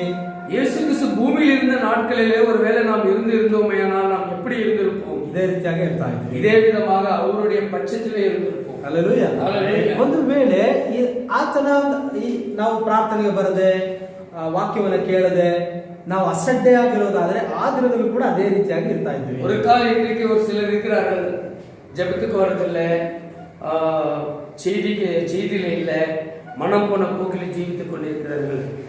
இப்படிப்பட்ட ஜனங்கள் இயேசு கிறிஸ்து ஜீவித்த நாட்களில் இருந்திருந்தால் அன்றைக்கும் அதிவிதமாகவே இருந்திருப்பார்கள். ಹಾಗಾದ್ರೆ ಈ ದಿನದಲ್ಲಿ ಅದು ತಿಳ್ಕೊಂಡ್ರೇನು ತಿಳ್ಕೊಳ್ಳದೆ ಇದ್ರೇನು ನಾವು ಪರಲೋಕ ಹೋಗ್ತೀವಿ ಅಂತ ಹೇಳುವಂತ ಜನಗಳು ಈ ದಿನದಲ್ಲಿ ಇದ್ದಾರೆ ಅಂದ್ರೆ, ಆ ದಿನದಲ್ಲಿಯೂ ಕೂಡ ಅದರ ಅರ್ಥ ಕೇಳಿದ್ರೇನು ಬಿಟ್ರೇನು ಅದರಿಂದ ಏನ್ ಯೂಸ್ ಅಂತ ಹೇಳ್ಕೊಳ್ಳುವಂತ ಜನಗಳು ಇದ್ರು. இன்றைக்கு எப்படி அது புரிந்து கொண்டால் என்ன, இல்ல புரிந்து கொள்ளாமல் போனால் என்ன என்று நினைத்துக் கொண்டு ஒரு கூட்டத்தார்கள் இருக்கிறார்களோ, அன்றைக்கும் இதே விதமான கூட்டத்தார்கள் அங்கே இருந்தார்கள். ಹಲ್ಲೆಲೂಯಾ. ಒಂದು ವೇಳೆ ಅದರ ಅರ್ಥ ತಿಳಿಯದೆ ಹೋಗಿದ್ರೆ ಏನು ಸಂಭವಿಸ್ತಾ ಇತ್ತು? ஒருவேளை அந்த அர்த்தம் அங்க வெளிப்படுத்த போகாமல் இருந்தால் என்ன நடந்திருக்கும்? ಅವರಿಗೆ ಜೀವ ರಕ್ಷಣೆ ಆಗ್ತಾ ಇರಲಿಲ್ಲ. அங்கே இருந்தவர்களுக்கு ಜೀವ ರಕ್ಷಣೆ ಉಂಟಾಗಿರುತ್ತದೆ. ಹಲ್ಲೆಲೂಯಾ. ಆ ಬರಗಾಲದಲ್ಲಿ ಅನೇಕರು ಏನಾಗ್ತಾ ಇದ್ರು? ಸಾಯ್ತಾ ಇದ್ರು. அந்த நாட்களிலே அநேகர்கள் மரித்துக் கொண்டிருந்தார்கள். ಆ ಬರಗಾಲದಲ್ಲಿ, அந்த பஞ்ச காலத்திலே ಹಲ್ಲೆಲೂಯಾ, ಅನೇಕರು ಸತ್ತು ಹೋಗ್ಬಿಡ್ಬೇಕಾಗಿತ್ತು. ಅನೇಕர்கள் ಮರಿக்க வேண்டியதாಗಿತ್ತು. ಯೋಸೇಫನ ಕುಟುಂಬದವರು ಕೂಡ ಬರಗಾಲದಲ್ಲಿ ಸಾಯ್ಬೇಕಾಗಿತ್ತು. பஞ்ச காலத்திலே யோசேப்பினுடைய குடும்பத்தார்களும் மரிக்க வேண்டியதாಗಿತ್ತು. ಆ ಕನಸಿನ ಅರ್ಥ ಹೇಳಿದರೆ ಬರಗಾಲದಲ್ಲಿ ಜೀವ ಉಳಿಸಿಕೊಳ್ಳಬಹುದು. அந்த கனவனுடைய அர்த்தம் தெரிந்ததினாலே வல்லமை நாட்களிலே தானியங்களை சேர்த்து வைத்து பஞ்ச காலத்திலே ஆகாரமாக புசித்ததினாலே அவர்கள் தங்களை ಜೀವ ರಕ್ಷಣೆ ಕೊಂಡಾர்கள். ಹಲ್ಲೆಲೂಯಾ. ಯಾಕೋಬ ಹೇಳಿದ ಮತ್ತು ಅನೇಕರು ಆ ಐಗುಪ್ತ ದೇಶದಲ್ಲಿ ಧಾನ್ಯಗಳು ಸಮೃದ್ಧಿ ಆಗಿದ್ದರಿಂದ ಎಲ್ಲರೂ ಕೂಡ ಹೇಳ್ತಾರೆ, ಹೋಗಿ ಐಗುಪ್ತ ದೇಶದಲ್ಲಿ ಹೋಗಿ ಧಾನ್ಯಗಳನ್ನು ತೆಗೆದುಕೊಂಡು ಬನ್ರಿ ಎಂಬುದಾಗಿ ಹೇಳಿ ಕಳುಹಿಸುವುದನ್ನು ನೋಡ್ತೇವೆ. தானியேலுக்கு அந்த பஞ்ச காலத்திலே அவன் இருந்த இடத்திலே எகிப்தில தானியம் இருக்கிறது என்று கேள்விப்பட்டு தன்னுடைய பிள்ளைகளை எகிப்தில போயிட்டு தானியங்களை பெற்றுக்கொள்ள வரும்படி அனுப்பினான். ಹಲ್ಲೆಲೂಯಾ. ಯಾಕೋಬ ಅದನ್ನು ಮಾಡಿದ, ಹೋಗಿ ಅವ್ರ ಮಕ್ಕಳ ಹತ್ರ ಹೇಳ್ದ, ನೀವು ಹೋಗಿ ಐಗುಪ್ತಕ್ಕೆ ಹೋಗ್ಬಿಟ್ಟು ಏನ್ ಮಾಡ್ರಿ, ಹೋಗಿ ಧಾನ್ಯಗಳನ್ನು ತೆಗೆದುಕೊಂಡು ಬನ್ರಿ ಎಂಬುದಾಗಿ ಹೇಳ್ದ. தேவன் யாக்கோபுக்கு அந்நாளிலே வெளிப்படுத்தினார், எகிப்திலே தானியம் இருக்கிறது என்று சொல்லி தானியம் தன் பிள்ளைகளை அனுப்பி அங்கிருந்து தானியத்தை பெற்றுக்கொண்டு வரும்படி அனுப்பினார். ಒಂದು ವೇಳೆ 1 ಅಥವಾ 2 ವರ್ಷ ಬರಗಾಲ ಬಂದ್ರೆ ಹಿಂಗಾದ್ರೂ ಅವರು ದುಡಿದಂತ ಅಲ್ಲ, ಅವರು ಮಾಡಿದಂತ ಕೃಷಿಯಲ್ಲಿ ಅವರು ಜೀವಿಸ್ಕೊಂಡು ಹೇಗಾದ್ರೂ 1-2 ವರ್ಷ ಅನುಸರಿಸ್ಕೊಂಡು ಹೋಗ್ಬಿಡ್ಬೋದು. ஒரு 2 வருஷம் பஞ்சகாலம் இருந்தால் மழை இல்லை, வெள்ளமே இல்லை அப்படின்னு இருந்தா எப்படியோ அவங்க சேர்த்து வைத்த தானியங்களை சாப்பிட்டுட்டு கொஞ்சம் கஷ்டப்பட்டு வாழ்ந்திருப்பார்கள். ಆದ್ರೆ 7 ವರ್ಷಗಳ ಕಾಲ, 7 ஆண்டுகள் பஞ்சகாலம். ಹಲ್ಲೆಲೂಯಾ. ஹல்லேலூயா. ಏನ್ ಮಾಡ್ಬೇಕು? எப்படி ஜீவிக்க முடியும்? ಏನು ಮಾಡೋದಕ್ಕಾಗೋದಿಲ್ಲ. எதுவும் செய்ய முடியாது. ಸಾಯ್ಬೇಕಷ್ಟೇನೆ. மறிக்க வேண்டிய நிலைமை ಉಂಟಾಗಿರುತ್ತದೆ. ಹಲ್ಲೆಲೂಯಾ. ஹல்லேலூயா. ನಾವು ಕೆಲವೊಂದು ದಿನಗಳ ಹಿಂದೆ ಕೆಲವೊಂದು ವಿಡಿಯೋಗಳಲ್ಲಿ ನೋಡಿರ್ತೇವೆ, ಆಫ್ರಿಕಾ ದೇಶದಲ್ಲಿ ಕೆಲವರು ಮಣ್ಣನ್ನ ತಿನ್ನೋದನ್ನು ಕೂಡ ನಾವು ನೋಡಿದ್ದೇವೆ. கடந்த நாட்களுக்கு முன்பு ஒரு வீடியோவை நம்ம பண்ணியிருக்கிறோம். ஆப்பிரிக்காவில் இருக்கிற ஜனங்கள் வறுமையிலே எதுவுமே இல்லாம மண்ணையை ஆகாரத்தை போல புசிக்கிறதை பார்த்தோம். ನೀವು ನೋಡಿದ್ದೀರಲ್ವಾ? நீங்கள் கண்டிருக்கிறீர்கள். ಹಾಗೆ ಯಾಕಂತ ಹೇಳಿದ್ರೆ ಬರಗಾಲ ಬಂತು ಅಂತ ಹೇಳಿದ್ರೆ ಜನರು ಏನ್ ಮಾಡ್ಬೇಕಂತ ಹೇಳೋರಿಗೆ ಗೊತ್ತಾಗೋದಿಲ್ಲ. பஞ்சகாலம் வந்தா ಜನಗಳು என்ன செய்வார்கள் என்று அவர்களுக்கே தெரியாமல் போயிடும். ಸರಿ, ಆದ್ರೆ ಇಲ್ಲಿ ಅವರ ಜೀವ ರಕ್ಷಣೆ ಆಗುವುದಕ್ಕಾಗಿ ಏನ್ ಬೇಕಾಗಿತ್ತು? ಪ್ರಕಟಣೆ ಬೇಕಾಗಿತ್ತು. இங்கு அவங்களுடைய ஜீவனை காப்பாற்றிக் கொள்வதற்கு என்ன தேவையா இருந்தது? வெளிப்பாடு தேவையா இருந்தது. ಯೋಸೇಫ ರಾಜನಿಗೆ ಆಲೋಚನೆಯನ್ನು ಹೇಳ್ತಾನೆ, யோசேப்பு அந்த பார்வோன் ராஜாவுக்கு ಆಲೋಚನೆ ಕೊಡುತ್ತಾರೆ. 7 ಸುಭಿಕ್ಷೆಯ ವರ್ಷಗಳಿಗೆ ಬೆಳೆಯುವುದನ್ನ ಕಣಜದಲ್ಲಿ ನೀನೇನ್ ಮಾಡಬೇಕು, ಶೇಖರಿಸಿಡಬೇಕು. நீ 7 வருஷம் இந்த நாட்டில் விளையிற வெள்ளாமை களஞ்சியத்தில் சேர்த்து வைத்திருக்க வேண்டும். ಆಗ ಬರಗಾಲದಲ್ಲಿ ನೀನೇನ್ ಮಾಡಬಹುದು, ಜನರಿಗೆ ಅದನ್ನ ಹಂಚಿಕೊಡಬಹುದು. பஞ்சகாலத்திலே அந்த தானியங்களை ಜನಗಳಿಗೆ நம்ம பகிர்ந்து கொடுக்க முடியும். ಆಗ ನಾವು ಬರಗಾಲವನ್ನ ಏನ್ ಮಾಡಬಹುದು, ಈಸಿಯಾಗಿ ನಿಭಾಯಿಸಬಹುದು ಎಂಬ அப்பொழுது அந்த பஞ்சகாலங்களை ரொம்ப எளிதாக சமாளிக்கலாம். ಹಲ್ಲೆಲೂಯಾ. ಈ ದಿನಗಳಲ್ಲಿ ರೇಷನ್ ಅಂಗಡಿಗಳಲ್ಲಿ ಈಗ ರೇಷನ್ ಕೊಡ್ತಿರೋದನ್ನ ನೋಡ್ತೀರಿ. இந்த நாட்களிலே ரேஷன் கடையில ரேஷன் கொடுக்கறத பார்க்கிறோம். ಎಲ್ಲಿಂದ ಆರಂಭ ಆಯ್ತು? அது எங்க இருந்து தொடங்கி? ಯಾರು ಆರಂಭಿಸಿದ್ರು? யார் ஆரம்பித்தது? யோசேப். ಯೂಸುಫ್ನುடைய ರಾಜ್ಯದಲ್ಲಿ தான் இதெல்லாம் ನಿರ್ಣಯಿಸப்பட்டது. ಹಲ್ಲೆಲೂಯಾ. ಯೋಸೇಫ ಅವತ್ತು ಮಾಡಲಿಲ್ಲ ಅಂತ ಹೇಳಿದ್ರೆ ಇವತ್ತಿನ ದಿನ ರೇಷನ್ ಅಂಗಡಿನೇ ಇರ್ತಾ ಇರಲಿಲ್ಲ. யோசேப்பு இவ்விதமான காரியங்களை அங்கே தீட்டாமல் போயிருந்தால் இன்றைக்கு ரேஷன் கடைகளே இருந்திருக்காது. இது எல்லாம் தேவனுடைய சிந்தையாக இருக்கிறது. ಇವತ್ತು ಆ ಸರ್ಕಾರದವರು ಏನ್ ಮಾಡ್ತಿದ್ದಾರೆ, ಆ ಯೋಸೇಫ್ನು ಮಾಡಿದಂತ ಕಾರ್ಯವನ್ನ ಕಾಪಿ ಹೊಡೆದು ಅವ್ರು ಮಾಡ್ತಾ ಇದ್ರು ಅಷ್ಟೇ. சாத்தானுடைய ராஜ்யத்தின் ஜனங்கள் யோசேப்புடைய காரியத்தை காப்பி எடுத்து அது உலக ராஜ்யத்தில் பிரதிபலிக்கிறார்கள். ಹಲ್ಲೆಲೂಯಾ. ಆ ಧಾನ್ಯಗಳ ಸಂಗ್ರಹ ಮಾಡುವಂತೆ ಯಾರಿಗೆ ಕೆಲಸ ಕೊಡ್ತು ಅಂದ್ರೆ ಯೋಸೇಫನಿಗೆ ಆ ಕೆಲಸ ಕೂಡ ಕೊಡ್ತು. அந்த தானியங்களை சேர்த்து வைக்கும்படி அதிகாரம் யாருக்கு கொடுக்கப்பட்டது? அந்த தேசத்தின் பிரಧಾನಿயாக ನೇಮಿக்கப்பட்ட யோசேப்புக்கு கொடுக்கப்பட்டது. ಆ ದಿನಗಳಲ್ಲಿ ಅವನು ಹೆಚ್ಚು ಗೋಧಿಗಳನ್ನ ಸುಭಿಕ್ಷೆಯ ವರ್ಷಗಳಲ್ಲಿ ಬೆಳೆದಂತದನ್ನ ಅವನು ಹೆಚ್ಚು ಗೋಧಿಗಳನ್ನ ಅವನು ಸಂಗ್ರಹ ಮಾಡಿಟ್ಟ ಎಂಬುದಾಗಿ ನೋಡ್ತೇವೆ. அந்த நாட்களிலே நிலங்களிலே விளைந்த வெள்ளாமைகள் கோதுமை தானியங்களை அதிகமாக களஞ்சியத்திலே சேர்த்து வைத்தார். ಐಗುಪ್ತ ದೇಶಕ್ಕೆ ಮಾತ್ರವಲ್ಲ, ಸುತ್ತಲಿರುವಂತ ಎಲ್ಲಾ ದೇಶದವರಿಗೂ ಕೂಡ ಅವನ ಆಹಾರವನ್ನು ಹಂಚಿಕೊಟ್ಟ. எகிப்து தேசத்துக்கு மட்டுமல்ல, அண்டை நாடுகளில் இருக்கிற எல்லா நாடுகளுக்கும் அந்த தானியங்களை பகிர்ந்து கொடுத்தார். ಅದೇ ರೀತಿ 7 ಗುಡುಗಳ ರಹಸ್ಯ ನಮಗೆ ಬರದೇ ಹೋಗಿದ್ರೆ ನಾವೇನಾಗಬೇಕಿತ್ತು, ಸಾಯಬೇಕಾಗಿತ್ತು. இதே விதமாக 7 இடிகளினுடைய மறைபொருள் நமக்கு வராமல் போயிருந்தால் நாம் ஆவிக்குரிய மரணம் அடைய வேண்டியவர்களாக. 7 ಮುದ್ರೆಗಳು ತೆರೆಯಲ್ಪಡದಿದ್ದರೆ ನಾವೆಲ್ಲರೂ ಬರಗಾಲದಲ್ಲಿ ಸಾಯಬೇಕು. 7 இடிகள் வெளிப்படுத்தப்படாமல் போயிருந்தால் நாமும் இந்த பஞ்சகாலத்திலே ஆவிக்குரிய மரணம் அடைய வேண்டியதாக இருக்கும். ಯಾವ ಬರಗಾಲ, எந்த பஞ்சகாலம், ಅದು ಯಾವ ರೀತಿಯಾದ ಕ್ಷಾಮ, ಅದು ಎಂದ ವಿಧமான ಕಾಲಂ. ಹಲ್ಲೆಲೂಯಾ. ವಾಕ್ಯ ಹೇಳ್ತದೆ, ಅದು ಅನ್ನದ ಕ್ಷಾಮವಲ್ಲ, ನೀರಿನ ಕ್ಷಾಮವಲ್ಲ, ಕರ್ತನ ವಾಕ್ಯಗಳ ಕ್ಷಾಮವೇ. ಆಮೋಸ 8:11 ವಾಕ್ಯ, ಇಗೋ ದಿನಗಳು ಬರುವವು, ಆಗ ನಾನು ದೇಶದಲ್ಲಿ ಕ್ಷಾಮವನ್ನು ಕಳುಹಿಸುವೆನು, ಅದು ರೊಟ್ಟಿಯ ಕ್ಷಾಮವಲ್ಲ, ನೀರಿನ ದಾಹದ ಬರವಲ್ಲ, ಕರ್ತನ ವಾಕ್ಯಗಳನ್ನು ಕೇಳಬೇಕೆಂಬ ಕ್ಷಾಮವನ್ನೇ ಎಂಬುದಾಗಿ ದೇವರಾದ ಕರ್ತನು ಹೇಳುತ್ತಾನೆ. இதோ நான் தேசத்தின் மேல் பஞ்சத்தை அனுப்பும் நாட்கள் வரும். ஆகார குறைவினால் உண்டாகிய பஞ்சம் அல்ல, ஜல குறைவினால் உண்டாகிய தாகமும் அல்ல, கர்த்தருடைய வசனம் கேட்கும் கிடையாத பஞ்சத்தை அனுப்புவேன் என்று ಕರ್ತನಾಗಿ ಆನಂದ சொல்கிறார். ಹಲ್ಲೆಲೂಯಾ. ವೇದ ವಾಕ್ಯವನ್ನ ಕೇಳಲಾರದ ಹಾಗೆ ಇರುವಂತ ಕ್ಷಾಮ ಕಳುಹಿಸ್ತಾ ಇರುವ ಕರ್ತನು ಹೇಳಿದ್ದಾರೆ. தேவனுடைய வார்த்தை கிடைக்காத ஒரு பஞ்சகாலத்தை நான் அனுப்புவேன் என்று சொல்லியிருந்த காலம். ವೇದ ವಾಕ್ಯವನ್ನು ಕೇಳಲಾರದೆ ಸತ್ತು ಹೋಗಬೇಕಾಗಿತ್ತು. தேவனுடைய வார்த்தையை கேட்காமல் மரித்து போகிற காலம் இந்த காலம். ಬ್ರದರ್ ಬ್ರನಾಮ್ ರವರ ಮೂಲಕವಾಗಿ 7 ಮುದ್ರೆಗಳು ತೆರೆಯಲ್ಪಡದೆ ಹೋಗಿದ್ರೆ ಯಾರು ಕೂಡ ಈ ದಿನದ ಸಂದೇಶ ನಮಗೆ ಬರ್ತಾ ಇರಲಿಲ್ಲ, ನಾವು ಸಾಯ್ತಾ ಇದ್ವಿ.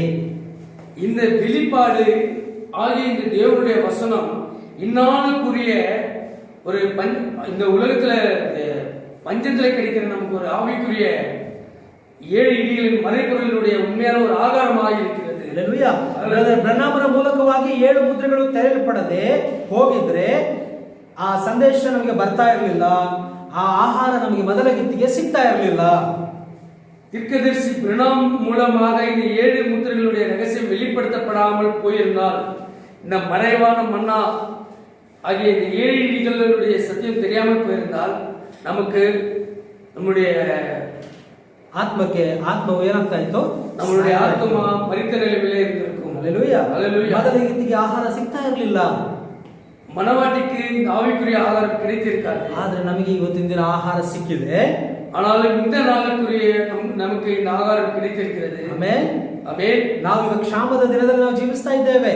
நாம் இந்த ஆவிக்குரிய பஞ்ச காலத்துல வாழ்ந்து கொண்டிருக்கிறோம். ಹಲ್ಲೆಲೂಯಾ. ஹல்லேலூயா. ಯಾವ ಕ್ಷಾಮ? இது எந்த காலம்? ಕರ್ತನ ವಾಕ್ಯವನ್ನು ಕೇಳಲಾರದ ಆಗಿರುವಂತ ಕ್ಷಾಮ. கர்த்தருடைய வார்த்தை கேட்க கிடைக்க பெறாத ஒரு காலம். ಚರ್ಚ್ಗಳು ತುಂಬಾ ಇದೆ. இன்றைக்கு சபைகள் அநேக சபைகள் இருக்கிறது. ಬೈಬಲ್ಗಳು ಅನೇಕವಾಗಿ ಮುದ್ರಿಸಲ್ಪಟ್ಟಿದೆ. அநேக லட்ச கோடிக்கணக்கான வேதங்கள் பிரிண்ட் செய்து பிரசங்கிக்கப்பட்டிருக்கிறது. ಅನೇಕ ಪಾಸ್ಟರ್ಸ್ಗಳಿದ್ದಾರೆ. அநேக ஊழியக்காரர்கள் இருக்கிறார்கள். ಆದರೂ ಕೂಡ ಸತ್ಯ ವಾಕ್ಯ ಇಲ್ಲ. உண்மையான வெளிப்பாடுடைய சபை மற்றும் சத்தியம் இல்லை. ಹಲ್ಲೆಲೂಯಾ. ಹಲ್ಲೆಲೂಯಾ. ಸತ್ಯ ವಾಕ್ಯಗಳನ್ನು ಬೋಧಿಸುವವರು ಇಲ್ಲ. சத்திய வார்த்தையை போதிக்கிற ஒரு ஊழியக்காரர் இல்லை. ಹಲ್ಲೆಲೂಯಾ.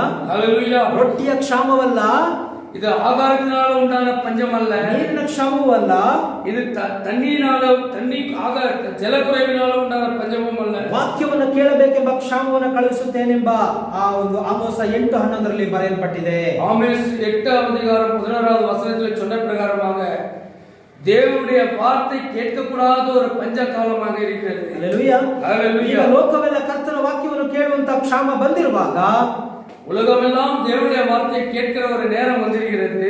ಕೇಳದಂತ ಒಂದು ಕ್ಷಾಮ ಬಂದಿದೆ. கேட்க முடியாத ஒரு நேரம் வந்திருக்கிறது. ಹಲ್ಲೆಲೂಯಾ. ಲೋಕದಲ್ಲಿ ಸಂದೇಶ ಓಡ್ತಾ ಇದೆ. உலகம் முழுவதும் சத்தியம் கடந்து செல்கிறது. ಆದ್ರೆ ಯಾರಿಗಾಗಿ? அது யாருக்காக? ಯಾರು ಜೀವಕ್ಕೆ ನೇಮಿಸಲ್ಪಟ್ಟಿದ್ದಾರೆ ಅವರಿಗಾಗಿ ಮಾತ್ರವೇ. ನಿತ್ಯ ಜೀವನಕ್ಕೆ ನೇಮಿಸಲ್ಪಟ್ಟವರಿಗೆ மட்டும்தான். ಹಲ್ಲೆಲೂಯಾ. ಹಲ್ಲೆಲೂಯಾ. ನಾವು ಮಾತ್ರ ತೃಪ್ತರಾಗಿದ್ದೇವೆ. ಗಮನಿಸ್ರಿ, ನಾವು ಮಾತ್ರ ಹೇಗಿದ್ದೇವೆ? ತೃಪ್ತರಾಗಿ ಜೀವಿಸ್ತಾ ಇದ್ದೇವೆ. இந்த ஆவிக்குரிய ஆகாரத்தை புசித்து புஷ்டியாகி இருக்கிறோம். ಹಲ್ಲೆಲೂಯಾ. ಹಲ್ಲೆಲೂಯಾ. ನಮಗೆ ಆ ಪ್ರಕಟಣೆ ಬಂದಿದೆ. நமக்கு அந்த வெளிப்பாடு கிடைத்திருக்கிறது. ಆ ಪ್ರಕಟಣೆ ಬರಲಿಲ್ಲವಾದರೆ ರಕ್ಷಿಸಲ್ಪಡುವುದಕ್ಕಾಗುವುದಿಲ್ಲ. நமக்கும் அந்த வெளிப்பாடு கிடைக்காமல் போயிருந்தால் நாமும் ரட்சிக்கப்படப்பட்டிருக்க முடியாது. ಅದೇ ಅದರ ಅರ್ಥ. இதுதான் அதனுடைய அர்த்தம். ಹಲ್ಲೆಲೂಯಾ. ஹல்லேலூயா. ನಾವು 7 ಮುದ್ರೆಗಳ ಗುರುಗಳ ರಹಸ್ಯಗಳನ್ನು ತಿಳಿದವರಾಗಿರಬೇಕು. நாம் 7 முத்திரைகளுடைய ಇಡಿகளுடைய ರಹಸ್ಯத்தை புரிந்தவர்களாய் இருக்க வேண்டும். ಆಮೆನ್. ಆಮೆನ್. ಇವಾಗ ನಿಮಗೆ ಅರ್ಥ ಆಯ್ತಾ? ಯೋಸೇಫನು ಒಂದು ವೇಳೆ ಅದರ ಅರ್ಥವನ್ನ ಹೇಳದಿದ್ದರೆ ಆ ಐಗುಪ್ತ ದೇಶ ಮಾತ್ರವಲ್ಲ, ಎಲ್ಲರೂ ಕೂಡ ಅದರಲ್ಲಿ ಸಾಯಬೇಕಾಗಿತ್ತು. தேவன் யோசேப்புக்கு அந்த சொப்பனத்தை வெளிப்படுத்தி அதை அவன் சேகரித்து வைக்காமல் போயிருந்தால் அந்த பஞ்சத்தின் நாட்களிலே எல்லாரும் மரித்து போயிருப்பார்கள். ஹல்லேலூயா. ಆದರೆ ಅಲ್ಲಿ ಒಬ್ಬ ಪ್ರವಾದಿಯನ್ನು ದೇವರು ಇಟ್ಟಿದ್ದಾರೆ. தேவன் ஒரு தீர்க்கதரிசியை நியமித்து அங்கு எப்படி பஞ்சத்தையும் வெள்ளாமையும் காண்பித்து அங்கு முன்குறிக்கப்பட்ட ஜனங்களை காத்துக்கொண்டார். ஹல்லேலூயா. ಕರ್ತನು ಆ ರೀತಿಯಾಗಿ ಮಾಡುವ ದೇವರಾಗಿದ್ದಾನೆ. தேவன் அவ்விதமாக செய்கிறவராய் ಆತನು ಸರಳತೆಯಲ್ಲಿ ತನ್ನನ್ನು ಮರೆ ಮಾಡಿಕೊಂಡಿದ್ದಾನೆ. தேவன் எளிமையிலே தன்னை மறைத்துக் கொண்டிருக்கிறார். ಆ ಕನಸು ತುಂಬಾ ಸಿಂಪಲ್ ಆಗಿದೆ.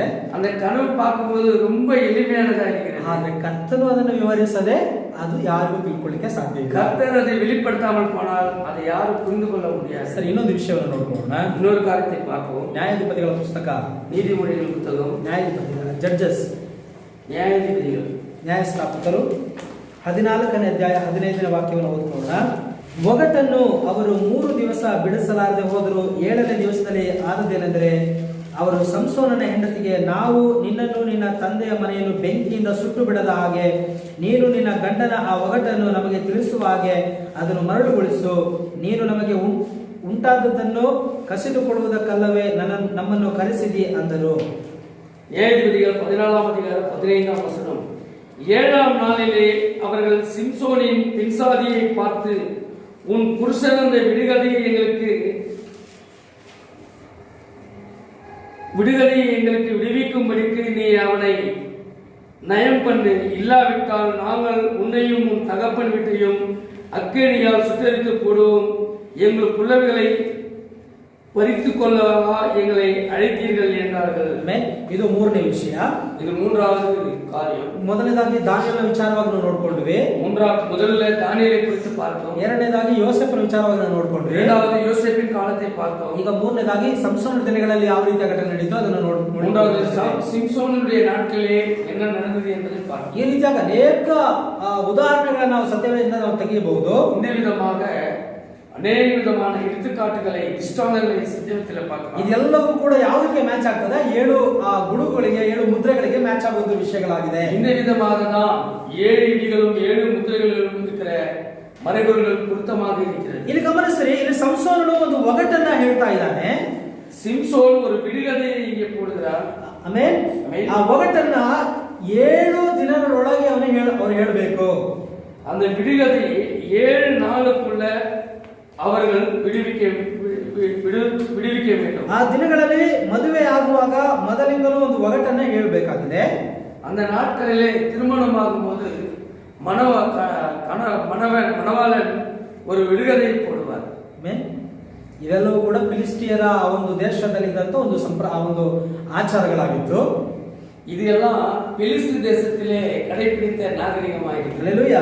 ಆ ಒಗಟನ್ನು ಹೇಳಲಿಲ್ಲವೆಂದ್ರೆ ಹೇಳದವರು ಏನ್ ಮಾಡಬೇಕು? ಕೆಲವು ವಸ್ತುಗಳನ್ನ ತಂದುಕೊಡಬೇಕು. அந்த விடுகதையுடைய விளக்கத்தை சொல்லாமல் போனவர்கள் அதற்குரிய ಅಪರಾಧத்தை அல்லது கிரயத்தை செலுத்த வேண்டும். ಈ ಮದುವೆ ಆಗುವಂತ ಸಮಯದಲ್ಲಿ ಒಂದು ಒಗಟನ್ನ ಅವರು ಹೇಳಬೇಕು. ಅವನು ಒಗಟನ್ನ ಹೇಳಿದಾಗ ಅವರಿಂದ ಅದು ಬಿಡಿಸಲಿಕ್ಕೆ ಆಗದಂತ ಒಂದು ಸಂದರ್ಭ ಬರ್ತದೆ. அங்கே பார்க்கும்போது கல்யாணம் ஆகும்போது 7 விதமான ஒரு விடுகதை அவன் போட வேண்டும். அதை 7 நாட்களிலே விடுவிக்க வேண்டும். அப்படி இல்லை என்றால் அங்கு ஒரு போட்டி ನಿಲ್ಲುತ್ತದೆ. ಅವರು ಒಂದು ವೇಳೆ ಅದು ಹೇಳಿಲ್ಲ ಅಂತ ಹೇಳಿದ್ರೆ ವಸ್ತ್ರಗಳನ್ನ ಅಥವಾ ಯಾವುದೋ ಒಂದು ವಸ್ತುಗಳು ಏನು ಅದು ಹೇಳಿರ್ತಾರೋ ಅದನ್ನ ಅವರು ತಂದು ಕೊಡಬೇಕಾಗಿದೆ. அந்த போட்டியிலே அவர்கள் என்ன ನಿರ್ಣಯಿக்கிறார்களோ அதை அவர்கள் செலுத்த வேண்டும். ಅಂದ್ರೆ ಫಿಲಿಸ್ಟಿಯ ದೇಶದಲ್ಲಿ ಆ ರೀತಿಯಾದ ಒಂದು ಪದ್ಧತಿ ಇತ್ತು. ಫಿಲಿಸ್ತೀನ್ ದೇಶದಲ್ಲಿ இந்த விதமான ஒரு பாரம்பரியம் இருந்தது. ಸಂಸೋನನು ಒಂದು ಫಿಲಿಸ್ಟಿಯ ಹುಡುಗಿಯನ್ನ ವಿವಾಹವಾಗ್ತಾನೆ. சிம்சோன் அந்த பிலிஸ்தீன் தேசத்தால் இவர்களை திருமணம் செய்து கொள்கிறார். ಒಂದು ಒಗಟನ್ನ ಹೇಳಿದ. ಅದೇನಂತ ಹೇಳಿದ್ರೆ ನ್ಯಾಯಸ್ಥಾಪಕ 14ನೇ ಅಧ್ಯಾಯ 14ನೇ ವಾಕ್ಯವನ್ನು ಓದ್ಕೊಳ್ಳೋಣ. 14 அப்பொழுது அவன் பட்சிக்கிறவனிடத்திலிருந்து பட்சணமும் ಬಲವಾನಿಡத்திலிருந்து மதுரமும் வந்தது என்றார். ಅಂದ್ರೆ ತಿನ್ನುವಂತದ್ದರಿಂದ ತಿನ್ನತಕ್ಕದ್ದು ಹೊರಟಿತು, ಬಲವಾದದರಿಂದ ಸಿಹಿ ಹೊರಟಿತು. அந்த விடுகதை அவர்களால் 3 நாள் மட்டும் விடுவிக்க கூடாது போயிற்று. ಇದು ಅವನ ಸ್ವಂತ ಅನುಭವ ಕೂಡ ಆಗಿದೆ. இது அவனுடைய சொந்த அனுபவத்தில் நடந்த ஒரு காரியம். அதை அவன் விடுகதையாக ಅಂತ சொல்லுகிறான். ಸಿಂಹವು ಅವನ ಮೇಲೆ ಎರಗಿ ಬರಬೇಕಾದ್ರೆ ಅವನು ಏನ್ ಮಾಡ್ತಾನೆ? ಸಿಂಹದ ಬಾಯನ್ನ ಸೀಳಿ ಹಾಕ್ತಾನೆ. அவன் கடந்து வரும்போது வழியிலே ஒரு சிங்கம் அவனை எதிர்கொண்டு வரும்பொழுது அந்த சிங்கத்தின் வாயை இரண்டாக கிழிக்கிறான். ಅಷ್ಟು ಸುಲಭವಾಗಿ ಅದನ್ನ ಸೀಳಲಿಕ್ಕೆ ಸಾಧ್ಯನಾ? அவ்வளவு எளிதாக அந்த சிங்கத்தின் வாயை கிழிக்க முடியுமா? ஹல்லேலூயா. ஹல்லேலூயா. ಯಾಕೆ ಅವನು ಸುಲಭವಾಗಿ ಅದನ್ನ ಸೀಳಿ ಹಾಕಿದ? எப்படி எளிமையாக அதை கிழித்து போட்டான்? ಕಾರಣ ಏನು? காரணம் என்ன? ದೇವರ ಆತ್ಮವು ಅವನ ಮೇಲೆ ಇಳಿಯಿತು. தேவனுடைய வல்லமை அவனுக்குள்ள இறங்கி இருந்தது. ஹல்லேலೂயா. ஹல்லேலூயா. ಈ ದಿನ ನಮ್ಮಲ್ಲಿ ಕೂಡ ದೇವರ ಆತ್ಮ ಇದೆ. நமக்குள்ள கூட தேவனுடைய வல்லமை இருக்கிறது. ஹல்லேலூயா. ದೇವರ ಶಕ್ತಿ ನಮ್ಮಲ್ಲಿ ಇರುವುದರಿಂದ ನಾವು ಸೈತಾನನನ್ನ ಎದುರು ನಿಂತಿದ್ದೇವೆ. தேவனுடைய பலம் நமக்குள்ள இருக்கிறதுனால சாத்தானுடைய கிரியைகளை எல்லாம் நாம் எதிர்த்து இருக்கிறோம். ஹல்லேலೂಯಾ. ஹல்லேலூயா. ಈಗ ದೇವರ ಆತ್ಮವನ ಮೇಲೆ ಇಳಿದು ಅವನು ಸಿಂಹದ ಬಾಯನ್ನು ಅವನು ಸೀಳಿ ಹಾಕಿದ. ಅವನುக்குள்ள ದೇವனுடைய வல்லமை இறங்கினதுனாலே ಅವನು ಸಿಂಗத்தின் வாயை ಎರಡಾಗಿ ಕಿಳಿತಾன். ತಿರುಗಿ ಅದೇ ದಾರಿಯಲ್ಲಿ ಹಿಂದೆ ತಿರುಗಿ ಬರುವಾಗ ಆ ಒಂದು ಸಿಂಹದಲ್ಲಿ ಆ ಒಂದು ಪಕ್ಕೆಯಲ್ಲಿ ಏನಿತ್ತು? ಜೇನುಗೂಡು ಕಟ್ಕೊಂಡಿತ್ತು ಎಂಬುದಾಗಿ ನಾವು ನೋಡ್ತೇವೆ. வழியிலே அவன் மீண்டுமாக வரும்பொழுது அந்த கிழித்து போடப்பட்ட அந்த சிங்கத்தின் வாயிலே தேன் கூண்டு கட்டி ಅದು ಮುಟ್ಟಲುமாக ತೇನಾಗ இருக்கிறது. ஹல்லேலூயா. ஹல்லேலூயா. ಅದನ್ನ ಇಟ್ಕೊಂಡು ಒಂದು ಒಗಟನ್ನು ರೆಡಿ ಮಾಡ್ಬಿಟ್ಟ. இதை பார்த்து அந்த காரியத்தெல்லாம் வைத்து அவன் ஒரு விடுகதையாக அந்த வீட்டில் ஒரு விடுகதை சொல்றான். ತಿನ್ನುವಂತದ್ದರಿಂದ ತಿನ್ನತಕ್ಕದ್ದು ಬಂದಿತು, ಬಲವಾದದರಿಂದ ಸಿಹಿಯು ಬಂದಿತು. பட்சிக்கிறவனிடத்திலிருந்து பட்சணமும் பகைக்கிறவனிடத்திலிருந்து மதுரமும் வந்தது. ಒಂದೇ ಅರ್ಥವುಳ್ಳ ಒಗಟನ್ನು ಸಿದ್ಧ ಮಾಡ್ಬಿಟ್ಟ. ஒரே வார்த்தையுள்ள விடுகதையை அவன் சொல்லியிருந்தான். ಈಗ ಅದನ್ನ ಯಾರಿಂದಲೂ ಕೂಡ ಬಿಡಿಸೋದಕ್ಕೆ ಆಗೋದಿಲ್ಲ. இந்த விடுகதையை விடுவிக்க அது ஒருவராலும் முடியவில்லை. ಆಮೆನ್. ஹல்லேலூயா. ಯಾಕೆ? ಇವನೇ ತಯಾರು ಮಾಡಿದ್ದು. ஏனென்றால் இது இவனுடைய சொந்த அனுபவத்தில் நடந்த காரியம். ಇದು ಯಾರಿಗೂ ಕೂಡ ಗೊತ್ತಿಲ್ಲ. இது யாருக்குமே தெரியாது. ಒಂದು ವೇಳೆ ನಾವು ಈಗ ನಮಗೆ ಗೊತ್ತಿದೆ, ತುಂಬಿದ ಕೂಡ ತುಳುಕೋದಿಲ್ಲ, ಅದೊಂದು ಒಗಟು. ಜನರಲಾன ஒரு பழமொழி இருக்கு. ಇದೆಲ್ಲ ನಮಗೆ ಈಸಿಯಾಗಿ ಗೊತ್ತಾಗ್ಬಿಡುತ್ತೆ. எல்லாம் யார் வேணாலும் சொல்லிடலாம். ಆದ್ರೆ ತಿನ್ನುವಂತದ್ದರಿಂದ ತಿನ್ನತಕ್ಕದ್ದು ಹೊರಟಿತು, ಬಲವಾದದಿಂದ ಸಿಹಿ ಹೊರಟಿತು. ಇದು ಯಾರಿಗೂ ಕೂಡ ಅರ್ಥ ಆಗ್ಲಿಲ್ಲ. பட்சிக்கிறவனிடத்திலிருந்து பட்சணமும் பகைக்கிறவனிடத்திலிருந்து மதுரம் வந்தது என்பது எவ்விதமாக புரிந்து கொள்ள முடியும்?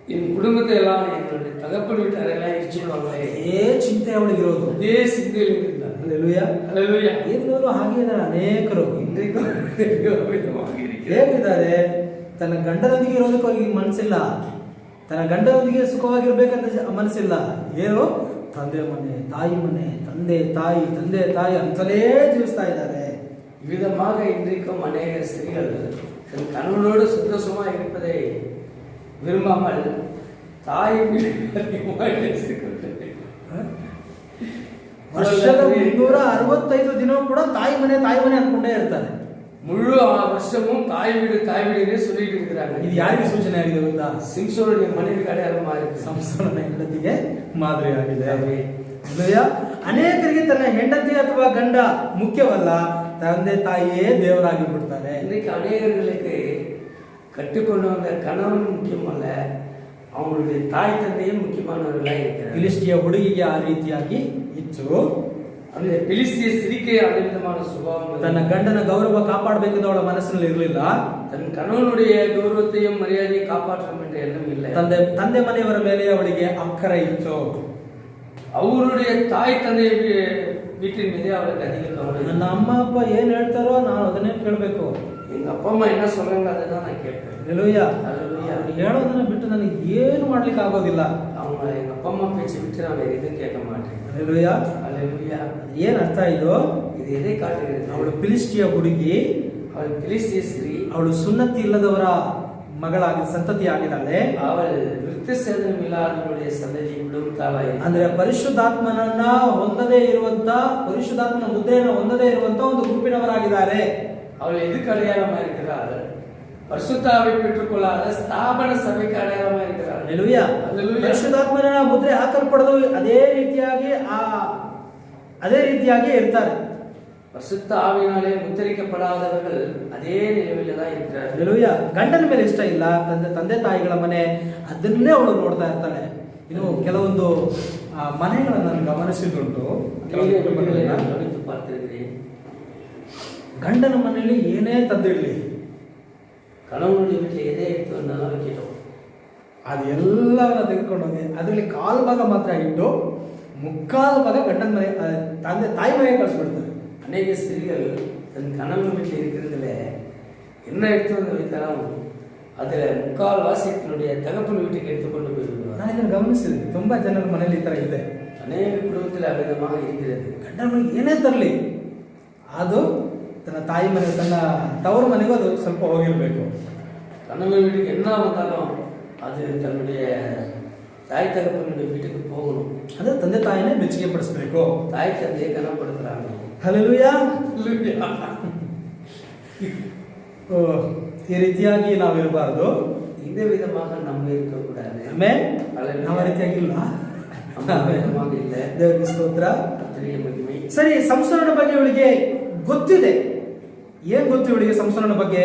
ಸಿಂಸೋನ பற்றி அவனுக்கு தெரியும். என்ன தெரியும்? ಅವನು ತುಂಬಾ ಬಲವಂತ ಅಂತ ಗೊತ್ತು. ಅವನು ரொம்ப பலசாலி. ಅವನು ಯಾರನ್ನ ಬೇಕಾದ್ರೂ ಹೊಡೆದು ಉರುಳಿಸ್ತಾನೆ ಅಂತ ಗೊತ್ತು. ಅವನು ಎತ್ತನೆ பேர் வந்தாலும் அவன் வெட்டி வீழ்த்துவார் என்று தெரியும். ಇವಾಗ ಸುಟ್ಟಾಗ್ತಾನೆ ಅಂತ ಅವನಿಗೆ ಕೇಳಿದ್ರೆ ಸುಮ್ಮನೆ ಇರ್ತಾನ? அவன் சுட்டு போடுவார்கள் என்று தெரிந்தால் சிம்சோன் சும்மா இருப்பானா? ಸುಮ್ಮನೆ ಇರ್ತಾನ? ಅವನು சும்மா இருப்பானா? ಒಂದೊಂದು ಹೊಡೆತಕ್ಕೆ ಒಬ್ಬೊಬ್ಬರನ್ನ ಸಾಯಿಸ್ಬಿಡ್ತಾನೆ. அவன் ஒரு அடியிலே ಅನೇಕರನ್ನು ಕೊಂದು ಕೊಡುವ. ಹalleluya. ಹalleluya. ಆದರೂ ಕೂಡ ಅವನ ಹತ್ರ ಇವಳು ಏನನ್ನು ಕೂಡ ಹೇಳಿಲ್ಲ. ஆனாலும் அவன் மீது அவளுக்கு விசுவாசமே இல்லை. ಆ ರೀತಿಯಾದ ಆತ್ಮಾಭಿಷೇಕವನ್ನು ಹೊಂದಿದವನಾಗಿದ್ದಾನವನು. அவன் அந்த விதமான ஆவிக்குரிய வல்லமை உடையவனாக இருக்கிறான். ಆದ್ರೂ ಕೂಡ ಅವನ ಬಗ್ಗೆ ಅಷ್ಟಾದ ಒಂದು ತಿಳುವಳಿಕೆ ಅವಳಿಗೆ ಇರಲಿಲ್ಲ. ஆனாலும் அவனை குறித்த அந்த சரியான ஒரு புரிந்து கொள்ளுதல் அவனுடைய மனைவியாகிய அந்த பெலிஸ்திய ஸ்திரீக்கு இல்லை. ಅದಕ್ಕೆ ಅವಳ ಹತ್ರ ಹೋಗ್ಬಿಟ್ಟು ಹೇಳು ಹೇಳು ಹೇಳು ಅಂತ ಪೀಡಿಸ್ತಾನೆ.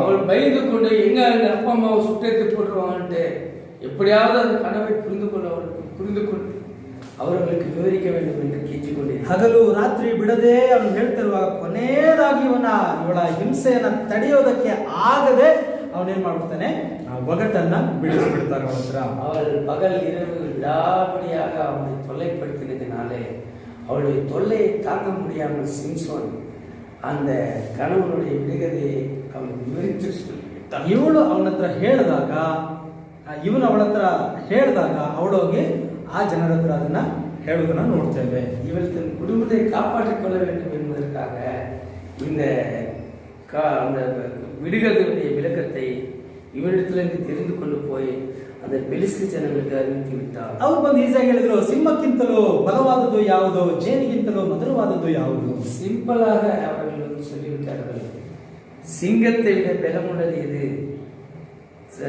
தேனை விட மதுரமானது இது, இதுதான் உன்னுடைய கணவனுடைய விளக்குன்னு சொல்லிட்டாங்க. 18ನೇ வாக்கியம் ನೋಡ್ರಿ. 18வது வசனம். அப்பொழுது சிம்சோனின் பெண் ஜாதி அவனுக்கு முன்பாக அழுது, நீ என்னை நேசியாமல் என்னை பகைக்கிறாய், என் ஜனங்களுக்கு ஒரு விடுகதையும் சொன்னாய், அதை எனக்காவது விடுவிக்கவில்லையே என்றால், அதற்கு அவன், இதோ நான் என் தாய் தகப்பனுக்கு அதை விடுவிக்கவில்லையே, உனக்கு அதை விடுவிப்பேன் என்றான். விருந்துகின்ற 7 நாளும் அவள் முன்பாக அழுது கொண்டே இருந்தாள். 7ஆம் நாளிலே அவன் அலட்டிக் கொண்டிருந்தபடியால் அதை அவனுக்கு விடுவித்தான். அப்பொழுது அவள் தன் ஜனங்களுக்கு அதை விடுகதை விடுவித்தாள். ஆகையால் 7ஆம் நாளிலே பொழுது போகும் முன்னே அந்த ஊர் மனுஷர்கள் அவனை நோக்கி, தேனை பார்க்கிலும் மதுரமானது என்ன, சிங்கத்தை பார்க்கிலும் பலமானது என்ன என்றார்கள். அதற்கு அவன், நீங்கள் என் கிடாரியை விடாதிருந்தீர்களானால் என் விடுகதையை ಕಂಡುಹಿಡಿಯುವುದಿಲ್ಲ. ನೀವು ನನ್ನ ಕಡಸಿನಿಂದ ಉಳದಿದ್ದರೆ ನನ್ನ ಒಗಟನ್ನ ಗ್ರಹಿಸಲಾರಿರಿ ಅಂದನು. ಆಮೇನ್ ಆಮೇನ್. ನೋಡಿ ಅವನ ಆ ಒಂದು ಏನ ಹೇಳ್ತಾರೆ, ಕಡಸಿನಿಂದ, ತಮಿಳ ಕಡಾರಿನ ಈ ಒಗಟನ್ನ ನೀವು ಗ್ರಹಿಸಲಾರಿರಿ. இந்த விடுகதையை நீங்கள் சொல்லியிருக்க முடியாது. அல்லேலூயா. ಅದು 7ನೇ ದಿನದಲ್ಲಿ ಪ್ರಕಟವಾಯಿತು. அது 7ஆம் நாளிலே வெளிப்படுத்தப்பட்டது. ನಾವು ಈಗ 7ನೇ ದಿನದಲ್ಲಿ ಬಂದಿದ್ದೇವೆ. 7ஆம் நாளிலே நாம் இருக்கிறோம். ಪ್ರಕಟಣೆ ಗ್ರಂಥ ಒಂದು ಒಗಟಾಗಿದೆ. வெளிப்படுத்தின விசேஷம் ஒரு ಒಗಟು, விடுகதை, ஒரு விடுகதை போன்று இருக்கிறது. ಹಾಗೆ ಇದೆ, ಚಿಹ್ನೆ ರೂಪದಲ್ಲಿದೆ, அது ஒரு அடையாள ரூபத்தில் இருக்கிறது. ದೇವರಿಗೆ ಮಾತ್ರ ಅದು ಗೊತ್ತು, ಅದು தேவனுக்கு மட்டுமே தெரியும். ಆತನು ಅದನ್ನು ಪ್ರಕಟಿಸದೆ ಯಾರಿದ್ರೂ ಅದನ್ನು ಅರ್ಥ ಮಾಡಿಕೊಳ್ಳೋದಕ್ಕೆ ಆಗೋದಿಲ್ಲ. தேவன் அதை வெளிப்படுத்தாமல் போனால் யாராலும் அதை புரிந்து கொள்ள முடியாது. ಜೇನಿಗಿಂತಲೂ ಸಿಹಿಯಾದದ್ದು ಯಾವುದು? தேனை விட மதுரமானது எது? ಸಿಂಹಕ್ಕಿಂತ ಬಲವಾದದ್ದು ಯಾವುದು? சிங்கத்தை விட பலமானது எது? ಈ ದಿನದ ಸಂದೇಶವು ಹಾಗೆಯೇ ಇದೆ. இந்நாளுக்குரிய இந்த மணி நேரத்தினுடைய செய்தி ಹಲ್ಲೆಲೂಯಾ, இருக்கிறது. ಆಮೆನ್ ஆமென். ಇದು ಸಿಂಹದ ಹಾಗೆ ಬಲವುಳ್ಳದಾಗಿದೆ ಈ ಸಂದೇಶ. இந்த செய்தி சிங்கம் போன்ற பலமுள்ளதாக இருக்கிறது. ಹೌದಾ ಇಲ್ವಾ? ஆமாங்களா இல்லையா? ಆಮೆನ್ ஆமென். ದೇವರ ಸ್ತೋತ್ರ. ಅಷ್ಟೇ ಅಲ್ಲದೆ ಇದು ಜೇನಿಗಿಂತಲೂ ಸಿಹಿಯಾಗಿದೆ. இது தேனை காட்டிலும் மதுரமுள்ளதாக இருக்கிறது. ಆಮೆನ್. ஆமென். ಇದನ್ನ ನಾವು ತಿಂತಾ ಇರುವಾಗ ತುಂಬಾ ಮಧುರ ಆಗ್ತಾನೆ ಇದೆ ನಮಗೆ, ನಮ್ಮ ಬಾಯಿಗೆ. இது நம்ம குசிக்க குசிக்க நமக்கு அது அதிகம் மதுரமாக இருக்கிறது. ವಾಕ್ಯ ಹೇಳ್ತದೆ, ನೀನು ಆ ಪುಸ್ತಕವನ್ನು ತೆಗೆದು ತಿನ್ನು, ಅದು ನಿನ್ನ ಬಾಯಿಗೆ ಜೇನಿನಂತೆ ಸಿಹಿಯಾಗಿದೆ ಎಂಬುದಾಗಿ ವಾಕ್ಯ ಹೇಳ್ತದೆ. வெளிப்படுத்த விஷயம் 10வது அதிகாரத்தில் சொல்லப்படுகிறது, இந்த சிறு புஸ்தகத்தை வாங்கி குசி, அது உன் வாய்க்கு தேனை போல மதுரமாக இருக்கும். ಓದ್ರಿ 10ನೇ ಅಧ್ಯಾಯ 9ನೇ ವಾಕ್ಯ, 10ನೇ ವಾಕ್ಯ. எடுத்து படிப்போம். வெளிப்படுத்த விசேஷம் 10வது அதிகாரம் 9வது வசனம். ನಾನು ಆ ದೂತನ ಬಳಿಗೆ ಹೋಗಿ ಅವನಿಗೆ ಆ ಚಿಕ್ಕ ಪುಸ್ತಕವನ್ನು ನನಗೆ ಕೊಡು ಎಂದು ಹೇಳಲು ಅವನು ನನಗೆ, ನೀನು ಇದನ್ನು ತೆಗೆದುಕೊಂಡು ತಿಂದು ಬಿಡು, ಇದು ನಿನ್ನ ಹೊಟ್ಟೆಯನ್ನು ಕಹಿಯಾಗುವಂತೆ ಮಾಡುವುದು, ಆದರೆ ನಿನ್ನ ಬಾಯಲ್ಲಿ ಅದು ಜೇನಿನಂತೆ ಸಿಹಿಯಾಗಿರುವುದು ಎಂದು ಹೇಳಿದನು. நான் தூதனிடத்தில் போய் அந்த சிறு புஸ்தகத்தை எனக்கு தாரும் என்றேன். அதற்கு அவன், நீ இதை வாங்கி புசி, இது உன் வயிற்றுக்கு கசப்பாயிருக்கும், ஆகிலும் உன் வாய்க்கு இது தேனை போல மதுரமாயிருக்கும் என்றான். ಆಗ ನಾನು ಆ ಚಿಕ್ಕ ಪುಸ್ತಕವನ್ನು ಆ ದೂತನ ಕೈಯಿಂದ ತೆಗೆದುಕೊಂಡು ತಿಂದು ಬಿಟ್ಟನು, ಅದು ನನ್ನ ಬಾಯಲ್ಲಿ ಜೇನಿನಂತೆ ಸಿಹಿಯಾಗಿತ್ತು. நான் அந்த சிறு புஸ்தகத்தை தூதனுடைய கையிலிருந்து வாங்கி அதை புசித்தேன். என் வாய்க்கு அது தேனை போல மதுரமாயிருந்தது.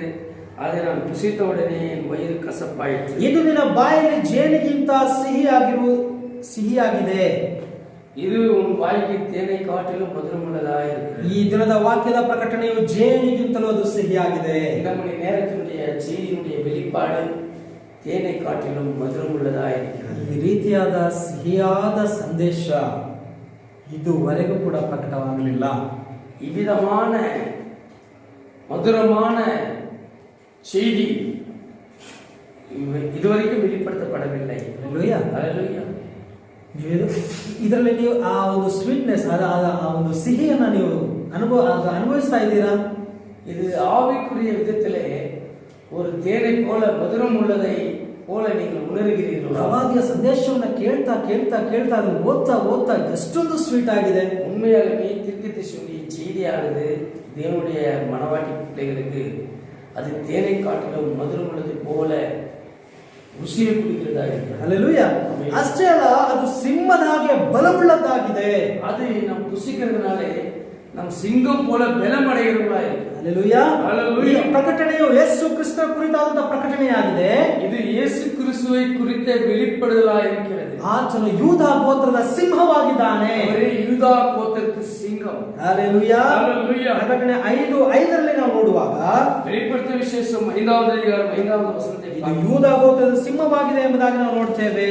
ಯೂದಾ ಗೋತ್ರದ ಸಿಂಹமாக இருக்கிறார் என்று பார்க்கிறோம். ಆಗ ಹಿರಿಯರಲ್ಲಿ ಒಬ್ಬನು ನನಗೆ ಅಳಬೇಡ, ಅಗೋ ಯೂದಾ ಗೋತ್ರದ ಸಿಂಹವು ದಾವೀದನ ಅಂಕುರದವನು ಆಗಿರುವಾತನು ಆ ಪುಸ್ತಕವನ್ನು ತೆರೆಯುವುದಕ್ಕೂ ಅದರ 7 ಮುದ್ರೆಗಳನ್ನು ಬಿಚ್ಚುವುದಕ್ಕೂ ಜಯ ಹೊಂದಿದ್ದಾನೆ ಎಂದು ಹೇಳಿದನು. அப்பொழுது மூப்பர்களில் ஒருவன் என்னை நோக்கி, நீ அழ வேண்டாம், இதோ யூதா கோத்திரத்து சிங்கமும் தாவீதும் வேறுமானவர், புஸ்தகத்தை திறக்கவும் அதில் 7 முத்திரைகளை உடைக்கவும் ஜெயம் கொண்டிருக்கிறார் என்றார். ಇದು ಯೂದಾ ಗೋತ್ರದ ಸಿಂಹವಾಗಿದೆ. இது யூதா கோத்திரத்து சிங்கமாய் இருக்கிறது. ಯೇಸು ಕ್ರಿಸ್ತನ ಪ್ರಕಟಣೆಯಾಗಿದೆ. இயேசு கிறிஸ்துவை குறித்த வெளிப்படுதலாக இருக்கிறது. ಹಲ್ಲೆಲೂಯಾ. ಸಿಂಹ ಏನಾಗಿದೆ? சிங்கம் என்னவாய் இருக்கிறது? ಅದು ಕಾಡಿಗೆಲ್ಲ ರಾಜ ಆಗಿದ್ದಾನೆ. காடுகளின் ராஜாவாய் இருக்கிறது. ಹಲ್ಲೆಲೂಯಾ. ಹಲ್ಲೆಲೂಯಾ. ನಮ್ಮ ಯೇಸು ಕ್ರಿಸ್ತನು ಏನಾಗಿದ್ದಾನೆ? இயேசு கிறிஸ்து என்னவாய் இருக்கிறார்? ಆತನು ಮೊದಲಗಿತ್ತಿಯ ರಾಜನಾಗಿದ್ದಾನೆ. அவர் மணவாட்டியின் மணவாளனாகவும் ராஜாதி ராஜாவுமாய் இருக்கிறார். ನಾವು ಆತನ ರಾಣಿಯಾಗಿದ್ದೇವೆ. நாம் அவருடைய ராணிகளாய் இருக்கிறோம். ಹಲ್ಲೆಲೂಯಾ. ராணியாய் இருக்கிறோம். ಹಲ್ಲೆಲೂಯಾ. ಹಲ್ಲೆಲೂಯಾ. ಆತನು ನಮ್ಮ ರಾಜನಾಗಿದ್ದಾನೆ. அவர் நம் ராஜாவாய் இருக்கிறார். ನಾವು ಆತನ ರಾಣಿಯಾಗಿದ್ದೇವೆ. நாம் அவருடைய ராணியாய் இருக்கிறோம். ಆತನು ಯೂದಾ ಗೋತ್ರದ ಸಿಂಹವಾಗಿದ್ದಾನೆ. அவர் யூதா கோத்திரத்தின் சிங்கமாக இருக்கிறார். ಸಿಂಹ ಅಂದ್ರೆ ರಾಜ ಎಂದರ್ಥ. சிங்கம் என்றாலே ராஜா என்று அர்த்தம். ಆತನು ರಾಜನಾಗಿದ್ದಾನೆ. அவர் ರಾಜಾವಾಯಿ. ಆತನು ಮನುಷ್ಯ ಕುಮಾರನಾಗಿದ್ದಾನೆ. அவர் ಮನುಷ್ಯಕುಮಾರನಾಗಿ ಆತನು ನ್ಯಾಯಾಧಿಪತಿಯಾಗಿದ್ದಾನೆ. ನ್ಯಾಯಾಧಿಪತಿಯಾಗಿ இருக்கிறார். ಹಲ್ಲೆಲೂಯಾ. ಹಲ್ಲೆಲೂಯಾ. ಅದಕ್ಕಿಂತ ಮೊದಲು ಆತನು ಏನಾಗಿದ್ದ? ಅದಕ್ಕೆ ಮುன்பு அவர் என்னவாயிருந்தார்? ಆತನು ದೇವಕುಮಾರನಾಗಿದ್ದ. அவர் ದೇವಕುಮಾರನಾಗಿ. ಅಂದ್ರೆ ಏನು? ಆತನು ಮಧ್ಯಸ್ಥ ಪ್ರಾರ್ಥನೆ ಮಾಡುವವನಾಗಿದ್ದ. ಅವರು ದೇವನಿಗೂ ನಮಗೂ ಮಧ್ಯಸ್ಥರುடைய ஊழியம் செய்கிறவராயிருந்தார். ಈಗ ಆತನು ರಾಜನಾಗಿದ್ದಾನೆ. ಈಗ இப்பொழுது அவர் ராஜகுமாரன் ராஜாவாக இருக்கிறார். ಹಲ್ಲೆಲೂಯಾ. ಹಲ್ಲೆಲೂಯಾ. ಪ್ರಕಟಣೆ 10:3 வெளிப்படுத்தின விசேஷம் 13 ಸಿಂಹವು ಗರ್ಜಿಸುವ ಪ್ರಕಾರ ಎಂಬುದಾಗಿ ಬರೆಯಲ್ಪಟ್ಟಿದೆ. சிங்கம் கர்ஜிக்கிறது போல கர்ஜித்ததா என்று பார்க்கிறோம். ಸಿಂಹವು ಗರ್ಜಿಸುವ ಪ್ರಕಾರ ಮಹಾಶಬ್ದದಿಂದ ಕೂಗಿದನು. சிங்கம் கர்ஜிக்கிறது போல மகா சத்தமாய் ஆர்ப்பரித்தான். ಹಲ್ಲೆಲೂಯಾ.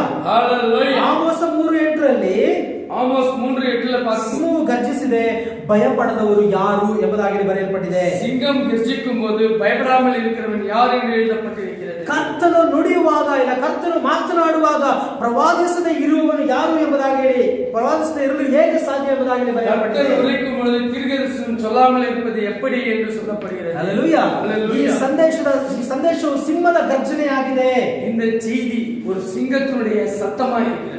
ಈ ಸಂದೇಶವನ್ನು ಕೇಳಿದವನು ಭಯಪಡದೆ ಇರಲಿಕ್ಕೆ ಹೇಗೆ ಸಾಧ್ಯ? இந்த சத்தத்தை கேட்டு ஒருவன் எப்படி பயப்படாமல் இருக்க முடியும்? ಹಲ್ಲೆಲೂಯಾ. ಆಮೆನ್. ಯಾರು ಪ್ರವಾದನೆ ಹೇಳದೆ ಇರಲು ಸಾಧ್ಯ? யார் தீர்க்கதரிசனம் சொல்லாமல் இருக்க முடியும்? ಸಂಸೋನೊಳಗೆ ಅದಿತ್ತು. அது சிம்சோனுக்குள்ளே இருந்தது. ಅವನು ಅದನ್ನು ಪ್ರಕಟಿಸಿದ. அதை ಅವನು வெளிப்படுத்தினான். ಅದನ್ನು ಯಾರು ಕೂಡ ತಿಳಿಯಲಿಕ್ಕೆ ಸಾಧ್ಯವಿಲ್ಲ. அது ಪ್ರಕಟಿಸದೆ யாரும் ತಿಳಿಯಲು புரிந்து கொள்ள ಸಾಧ್ಯವಿಲ್ಲ. முடியாததா இருந்தது. ಹಲ್ಲೆಲೂಯಾ. ಹಲ್ಲೆಲೂಯಾ. ಸಂಸೋನನು ತನ್ನ ಹೆಂಡತಿಗೆ ಹೇಳಿದ. சிம்சோன் தன்னுடைய மனைவிக்கு வெளிப்படுத்தினான். ಅವಳು ಹೋಗಿ ಅವರಿಗೆ ಹೇಳಿದಳು. அவள் போய் அவளுடைய ಜನತಾರಿಗೆ அறிவித்தாள். ಹಲ್ಲೆಲೂಯಾ. ಹಲ್ಲೆಲೂಯಾ. ಅದೇ ರೀತಿ ದೇವರು ತನ್ನ ಮನಸ್ಸಿನಲ್ಲಿದ್ದನ್ನು ಯೋಹಾನನಿಗೆ ಚಿಹ್ನೆಯ ರೂಪದಲ್ಲಿ ತೋರಿಸಿದ. அதே விதமாக தேவன் தன்னுடைய சிந்தையிலே இருந்ததை யோவானுக்கு அடையாள ரூபத்தில் காண்பித்தார். ಅದನ್ನು ಹಾಗೆಯೇ ಅವನು ಬರೆದು ಬಿಟ್ಟ. அது அவிதமாகவே அவர் எழுதி வைத்தார். 1963 7ನೇ ದೂತನಿಗೆ ರಹಸ್ಯವನ್ನು ಪ್ರಕಟಿಸಿದ. 1963 7ஆம் தூதன் அதை அந்த ரகசியத்தை வெளிப்படுத்தினார். 7ನೇ ದೂತನು ಅದನ್ನು ಸಾಕ್ಷಿಯಾಗಿ ಮೊದಲ ಗಿತ್ತಿಗೆ ಪ್ರಕಟಿಸಿದ. 7ஆம் தூதன் அதன் சாட்சியாக மணவாட்டிக்கு அதை வெளிப்படுத்தினார். ಹಲ್ಲೆಲೂಯಾ. ஹalleluya. ಅದು ಚಿಹ್ನೆಯಾಗಿತ್ತು. அது அடையாளமாக இருந்தது. ಅದು ಗುಡುಗಾಗಿತ್ತು. அது அடையாளமான ஒரு இடியாக இருந்தது. ಈಗ ಅದು ನಮಗೆ ಪ್ರಕಟಿಸಲ್ಪಟ್ಟಿದೆ. இப்பொழுது அந்த இடி என்னவென்று வெளிப்படுத்தப்பட்டிருக்கிறது. ಸಂಸೋನನು ತಿಳಿಸದೆ ಹೋಗಿದ್ರೆ ಏನಾಗ್ತಿತ್ತು? சிம்சோன் அதை அவனுடைய பின்ஜாதிக்கு தெரிவிக்காமல் போயிருந்தால் என்னவாயிருந்திருக்கும்? ಅವರೊಳಗೆ ಏನ್ ಹೇಳಿದ್ರು ಗೊತ್ತಾ? ನಿನ್ನನ್ನು ನಿನ್ನ ತಂದೆ ತಾಯಿಯರೆಲ್ಲರೂ ಕೂಡ ಏನ್ ಮಾಡ್ತೀವಿ, ಸಾಯಿಸ್ತೀವಿ ಅಂತ ಹೇಳಿದ್ರು. அந்த ஜனங்கள் என்ன சொல்லியிருந்தார்கள், உன் வீட்டாரையும் உன் தாய் தகப்பனை எல்லாரையும் கொண்டு போட்டுடுவேன் என்று சொல்லியிருந்தார்கள். ಸಂಸೋನನು ಒಗಟನ್ನು ಹೇಳಿದ್ರಿಂದ ಸಂಸೋನನು ಏನ್ ಮಾಡ್ಬೇಕಾಯ್ತು, 30 ಜನನ ಕೊಂದು ಅವರ ಬಟ್ಟೆನ ತಂದು ಕೊಡ್ಬೇಕಾಯ್ತು. ஒரு கால் அந்த விடுகதையை அவர்கள் விடுவிக்காமல் போனால் 30 பேரை கொண்டு அவருடைய உறுப்புகளை கொண்டு வந்து சிம்சோனிடத்தில் கொடுக்க வேண்டியதாக இருந்தது. ಸಂಸೋನನು ಕೊಡ್ಬೇಕಾಗಿತ್ತು, ಆದ್ರೆ ಅವರು ಕೊಡ್ಬೇಕಾಗಿತ್ತು, ಆದ್ರೆ ಸಂಸೋನಿಗೆ ತಂದು ಆಯಿತು.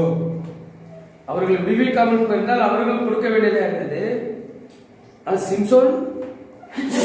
ಸಿಂಸೋನನು ಹೇಳಿದ್ರಿಂದ, ಅವನ ಹೆಂಡತಿ ಹತ್ರ ಹೇಳಿದ್ರಿಂದ, ಒಗಟ್ಟಿನ ಅರ್ಥ ಹೇಳಿದ್ರಿಂದ ಇವಾಗ ಸಂಸೋನನೇ ಹೋಗಿ ಬಟ್ಟೆಗಳನ್ನ ತಂದು ಕೊಡ್ಬೇಕಾಯ್ತು. இப்போ சிம்சோன் தன்னுடைய மனைவியிடத்தில் சொன்னதுனாலே, அவர அந்த ஜனங்களுக்கு சொல்லிட்டபடினாலே சிம்சோனே அந்த 30 பேர்களை கொண்டு அந்த ಬೆಡ್ಶೀಟ್களை கொண்டு வந்து கொடுக்க வேண்டியதாயிற்று. அல்லேலூயா. ಆದ್ರೆ ಇವರು ಹೇಳಿದ್ರಿಂದ ಸಂಸೋನನೇ ಕೊಡಬೇಕಾಗಿ ಬಂತು. இவர்கள் சொன்னதினாலே சிம்சோனே ಅದು கொடுக்க வேண்டியದಾಯಿತು. ಆದ್ದರಿಂದ 7 ಗುಡುಗಳು ಪ್ರಕಟಿಸಲ್ಪಟ್ಟಿದ್ದರಿಂದ ನಮಗೆ ಏನಾಯಿತು, ದಂಡನೆ ನಮಗೆ ಇಲ್ಲದೆ ಹೋಯಿತು. 7 ಇಡಿಗಳು வெளிப்பட்டபடியினாலே நமக்கு அந்த ஆக்கனை தீர்ப்பு நமக்கு இல்லாமல் போயிற்று. அல்லேலூயா.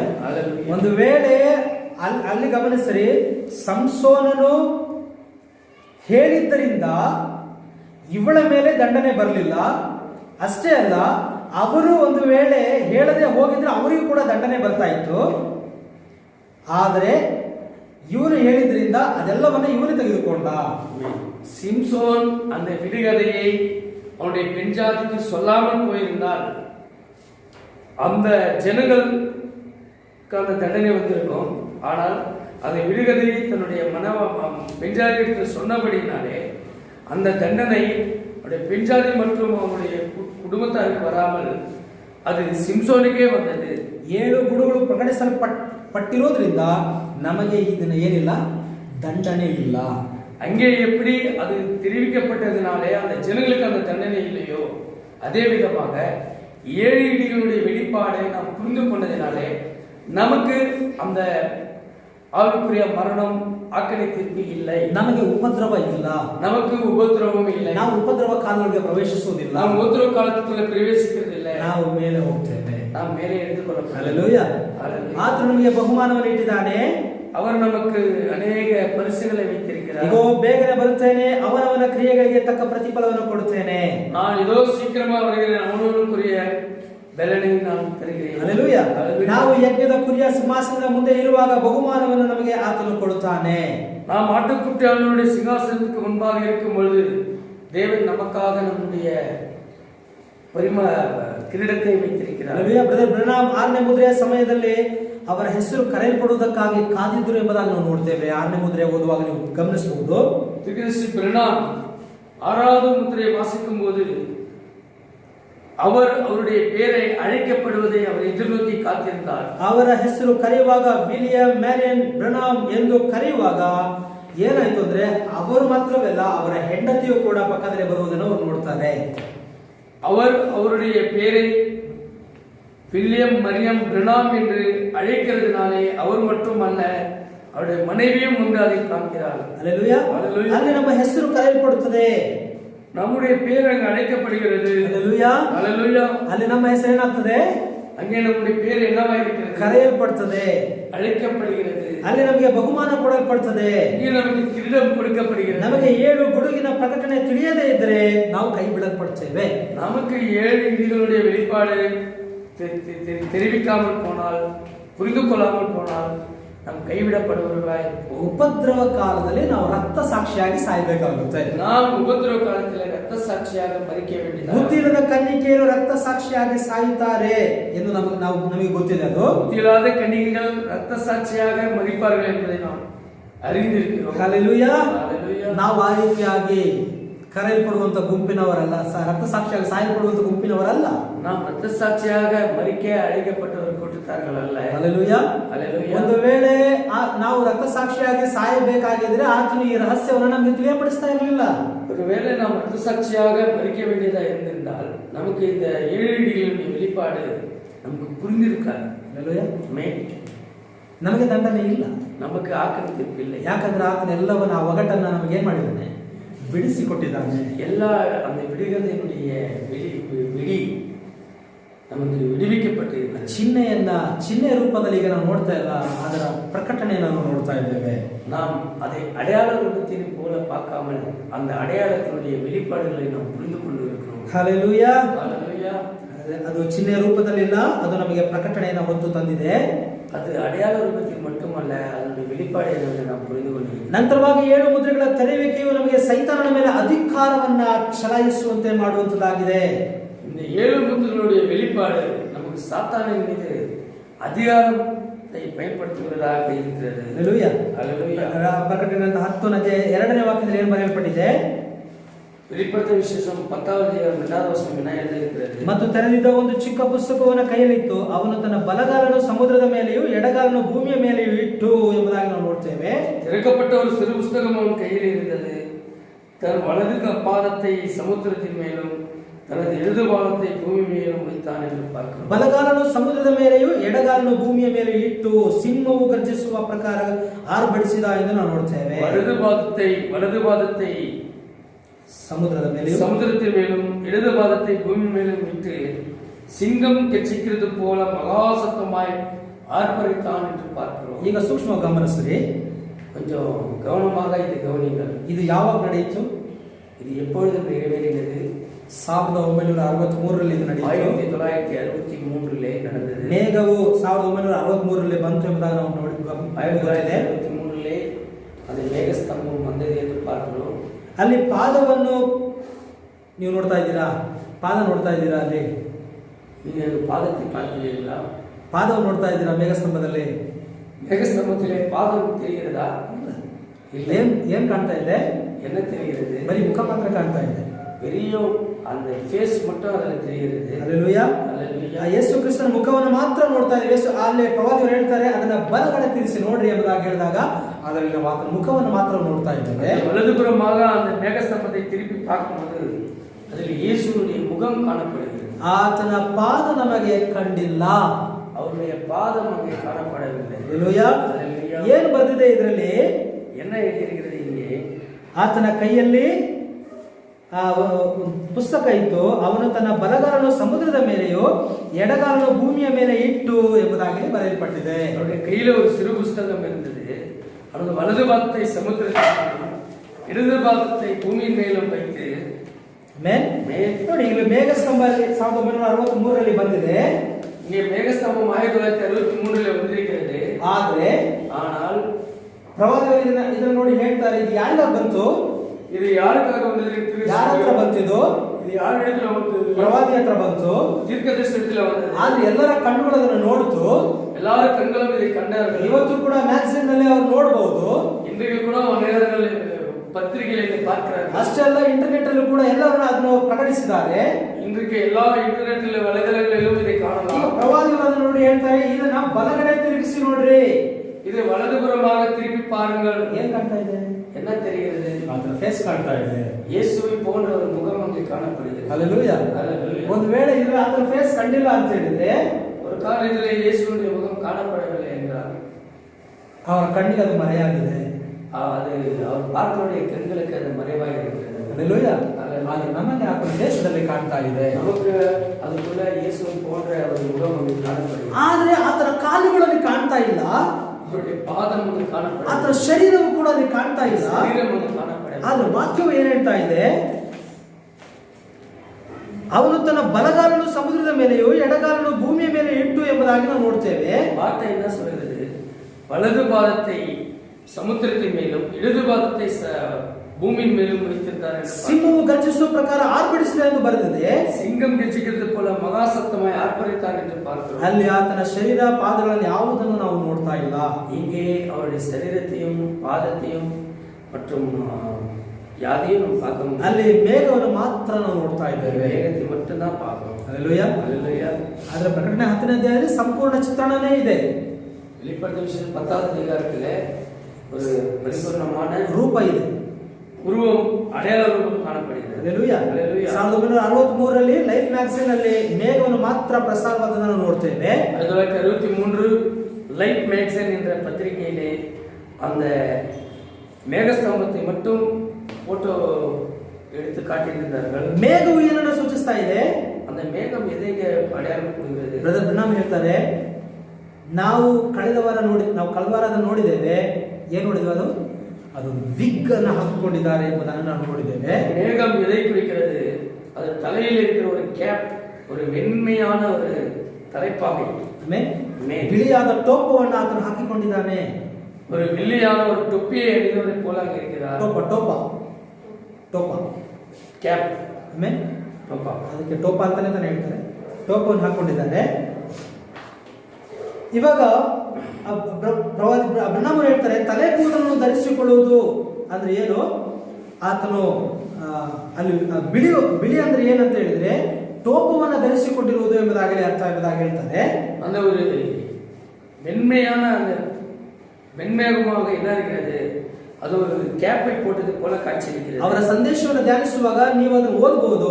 ಅದರಲ್ಲಿ ಅವರು ಹೇಳ್ತಾರೆ, ಆತನು ತಲೆಯ ಮೇಲೆ ಒಂದು ಬಿಳಿ ವಿಗ್ ಅನ್ನು ಧರಿಸಿಕೊಂಡಿದ್ದಾನೆ ಅಂತ ಹೇಳ್ತಾರೆ. செய்தியை நாம் வாசிக்கும் போது அவருடைய தலையிலே ஒரு வெண்மையான ஒரு விக், மேகத்தை தெரித்திருந்தார் என்று பார்க்கிறோம். விக் வெண்மையான கேப் போன்ற ಇದು ಸೂರ್ಯ ಉದಯ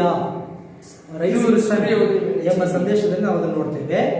ಅಷ್ಟೇ ಅಲ್ಲ, ಇನ್ನು ಅನೇಕ ಸಂದೇಶಗಳು ಅದನ್ನು ಹೇಳೋದನ್ನು ನಾವು ನೋಡಬಹುದು. ಅನೇಕ செய்திகள் ಅದರ ಕುರಿತು பேசுகிறார். ಅಶೇಮ್ಡ್ ಅನ್ನುವಂತ ಒಂದು ಸಂದೇಶದಲ್ಲಿ வெட்கப்படுதல் என்ற செய்தியிலே ಆ ಚಿತ್ರವನ್ನು ಬಲಗಡೆ ತಿರುಗಿಸಿದರೆ ಯೇಸು ಕ್ರಿಸ್ತನ ಮುಖ ಅದರಲ್ಲಿ ಕಾಣ್ತದೆ, ಆತನು ಭೂಮಿಯನ್ನು ನೋಡ್ತಾ ಇದ್ದಾನೆ ಎಂಬುದಾಗಿ ಆತನು ಹೇಳುವುದನ್ನು ನೋಡ್ತೇವೆ. வலதுபுறத்தில் அந்த மேகஸ்தம்பத்தினுடைய உருவப்படத்தை திருப்பி பார்க்கும்போது இயேசுவை பார்க்கிறோம். அவர் வலதுபுறமாக திரும்பி ಭೂಮಿயை நோக்கி பார்த்தது போல பார்க்கிறோம். ಆತನು ಯೌವನಸ್ಥನಾಗಿ ಇದ್ದಾನೆ ಎಂಬುದಾಗಿ ಹೇಳ್ತಾ ಇದ್ದಾರೆ.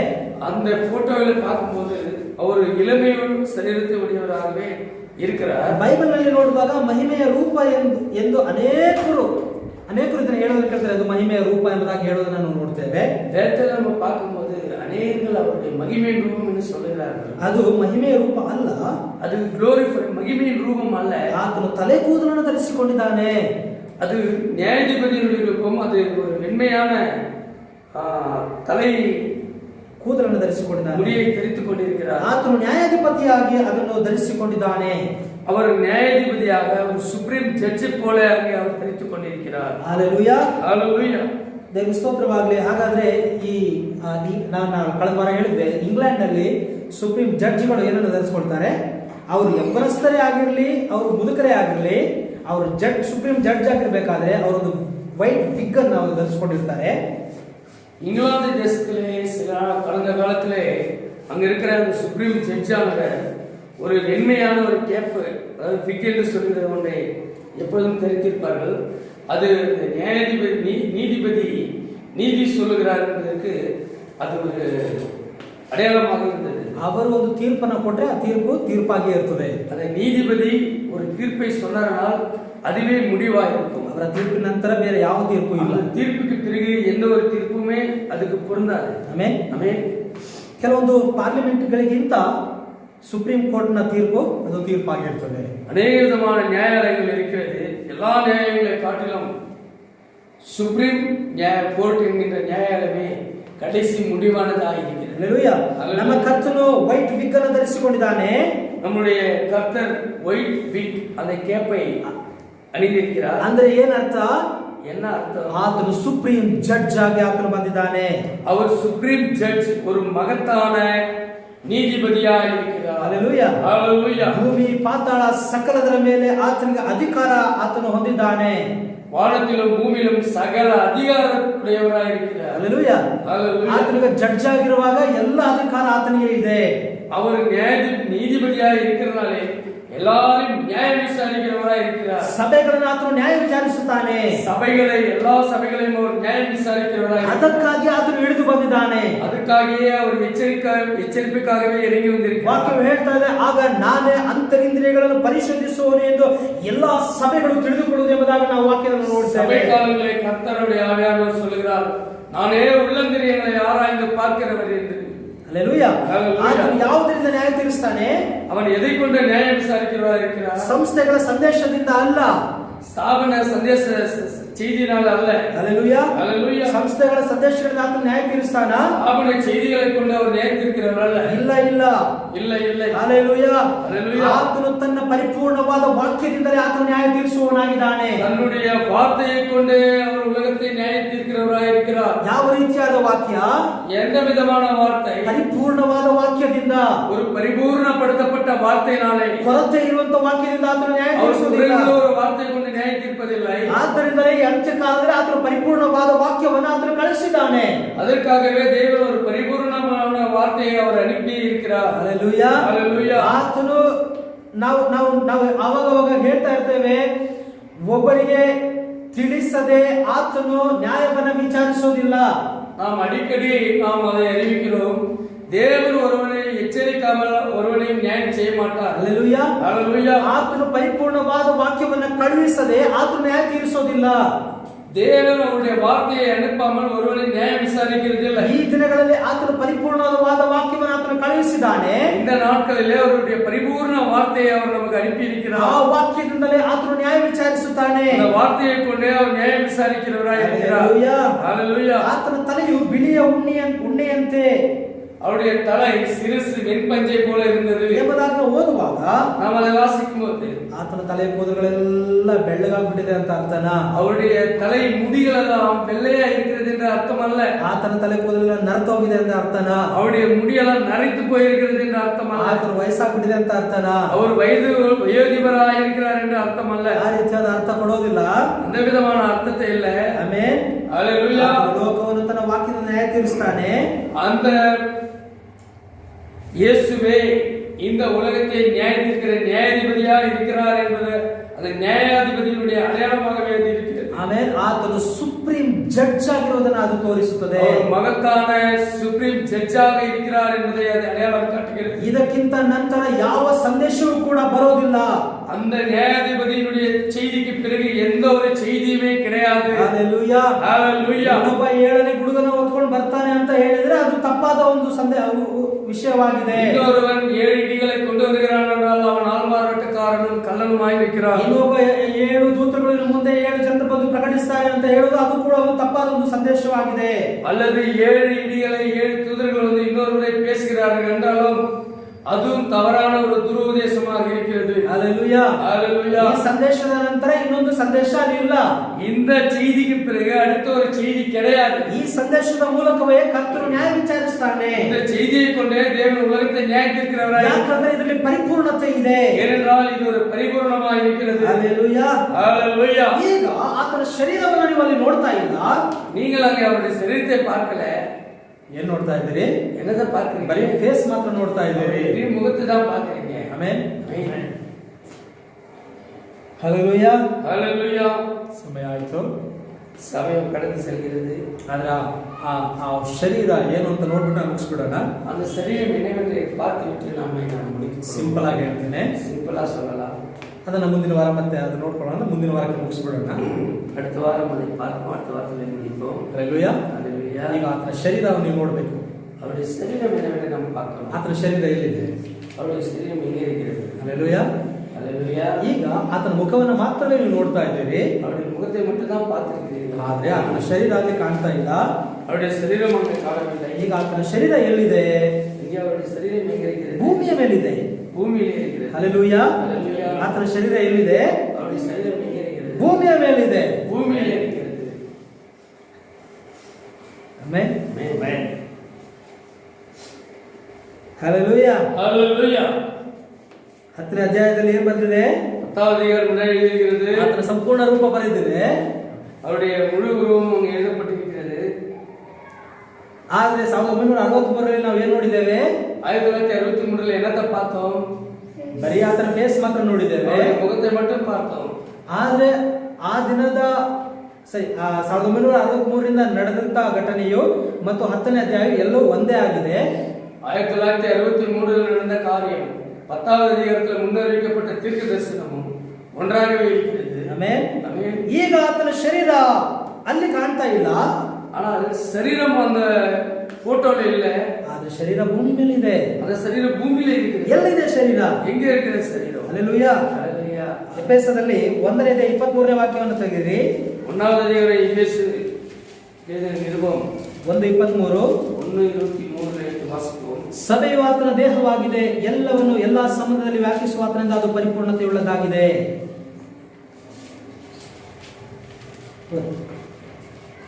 1:23. எல்லாவற்றையும் அவருடைய பாதங்களுக்கு கீழ்ப்படுத்தி எல்லாவற்றையும் எல்லாவற்றுக்கும் நிரப்புவருடைய நிறைவாகிய சரீரமான சபைக்கு அவர் எல்லாவற்றிற்கும் மேலான தலையாக தந்தருளினார். ಹಲ್ಲೆಲೂಯಾ. ಹಲ್ಲೆಲೂಯಾ. ಸಭೆಯು ಆತನ ದೇಹವಾಗಿದೆ. ಸಭೆ ಏನಾಗಿದೆ? சரீரம் சபை அவருடைய சரீரமாகிறது. ಆ ಸಭೆ ಯಾರು? அந்த சபை யாரு? ಪ್ರವಾದಿಯವರು ಹೇಳ್ತಾರೆ, ತಿಳಿಸಿ சொல்லுகிறாரு, ನಾನು ಇನ್ನು ಮುಂದೆ ನಿಮ್ಮನ್ನ ಸಭೆ ಅಂತ ಕರೆಯೋದಿಲ್ಲ, நான் இனி உங்களை சபை என்று அழைப்பதில்லை, ನಾನು ನಿಮ್ಮನ್ನ ಮೊದಲಗಿತ್ತಿ ಎಂಬುದಾಗಿ ಕರೀತೇನೆ. இனி நான் உங்களை மணவாட்டி என்று அழைக்கிறேன். ಹಲ್ಲೆಲೂಯಾ. ஹல்லேலூயா. ನಾವೇನಾಗಿದ್ದೇವೆ? ಆತನ ಶರೀರವಾಗಿದ್ದೇವೆ. நாம் அவருடைய சரீரமாயிருக்கிறோம். ಹಲ್ಲೆಲೂಯಾ. ஹல்லேலூயா. ಆತನು ನಮ್ಮ ತಲೆಯಾಗಿದ್ದಾನೆ. அவர் நம்முடைய தலையாயிருக்கிறார். ಪ್ರತಿ ಸ್ತ್ರೀಗೂ ಯಾರು ತಲೆ? ಸ್ತ್ರೀக்கு ಪುರುಷನೇ தலையாயிருக்கிறார். ಪುರುಷನೇ ತಲೆಯಾಗಿದ್ದಾನೆ. ಪ್ರತಿ ಪುರುಷನಿಗೂ ಯಾರು ಶರೀರ? ತನ್ನ ಹೆಂಡತಿ. புருஷனுக்கு தன் மனைவியே சரீரமாயிருக்கிறார். ಹಲ್ಲೆಲೂಯಾ. ஹல்லேலூயா. ತಲೆ ಇಲ್ಲ ಆದ್ರೆ ಶರೀರ ಕೂಡ ಇಲ್ಲ. சரீரம் தலை இல்லைன்னா சரீரமாக இருக்க முடியாது. ಹಲ್ಲೆಲೂಯಾ. ஹல்லேலூயா. ತಲೆಯಿಂದ ನಮಗೆ ಪ್ರಕಟಣೆ ಬಂದಿದೆ, தலையிலிருந்து தான் வெளிப்பாடெல்லாம் வந்திருக்குது. ಶರೀರದಲ್ಲಿ ನಾವು ಜೀವಿಸ್ತಾ ಇದ್ದೇವೆ. சரீரத்திலே நாம் ஜீவித்துக் கொண்டிருக்கிறோம். ಹಲ್ಲೆಲೂಯಾ. ஹல்லேலூயா. ನಾವು ಆತನ ಶರೀರವಾಗಿದ್ದೇವೆ. நாம் அவருடைய சரீரமும் அவயவமுமாக இருக்கிறோம். ಹಲ್ಲೆಲೂಯಾ. ಕರ್ತನ ಆಶೀರ್ವದಿಸಲಿ. நம்மை ஆசீர்வதிப்பாராக. ಮುಂದಿನ ವಾರದಲ್ಲಿ ನಾವು ನೋಡ್ಕೊಳ್ಳೋಣ. முன்னால அடுத்த வாரம் நம்ம பார்ப்போம். ನಾವು ಎದುರ್ಕೊಳ್ಳೋಣ, இருப்போம். ಪ್ರಾರ್ಥನೆ ಮಾಡೋಣ. ஜெபிப்போம். ನಮ್ಮ ಕರ್ತನ ಆದೇಶ ಕ್ರಿಸ್ತನ ಕೃಪೆಯು ಶಾಂತಿಯು ಸಮಾಧಾನವು ಇಂದು ಎಂದು ಯಾವಾಗಲೂ ನಾವು ಎತ್ತಲ್ಪಡುವ ತನಕ ಕರ್ತನ ಕೃಪೆ ನಮ್ಮೊಂದಿಗೆ ನೆಲೆಗೊಂಡಿರಲಿ. ಆಮೇಲೆ ಗಾಡ್ ಬ್ಲೆಸ್ ಯು. ಕರ್ತನ ಹೇಳಬಹುದು.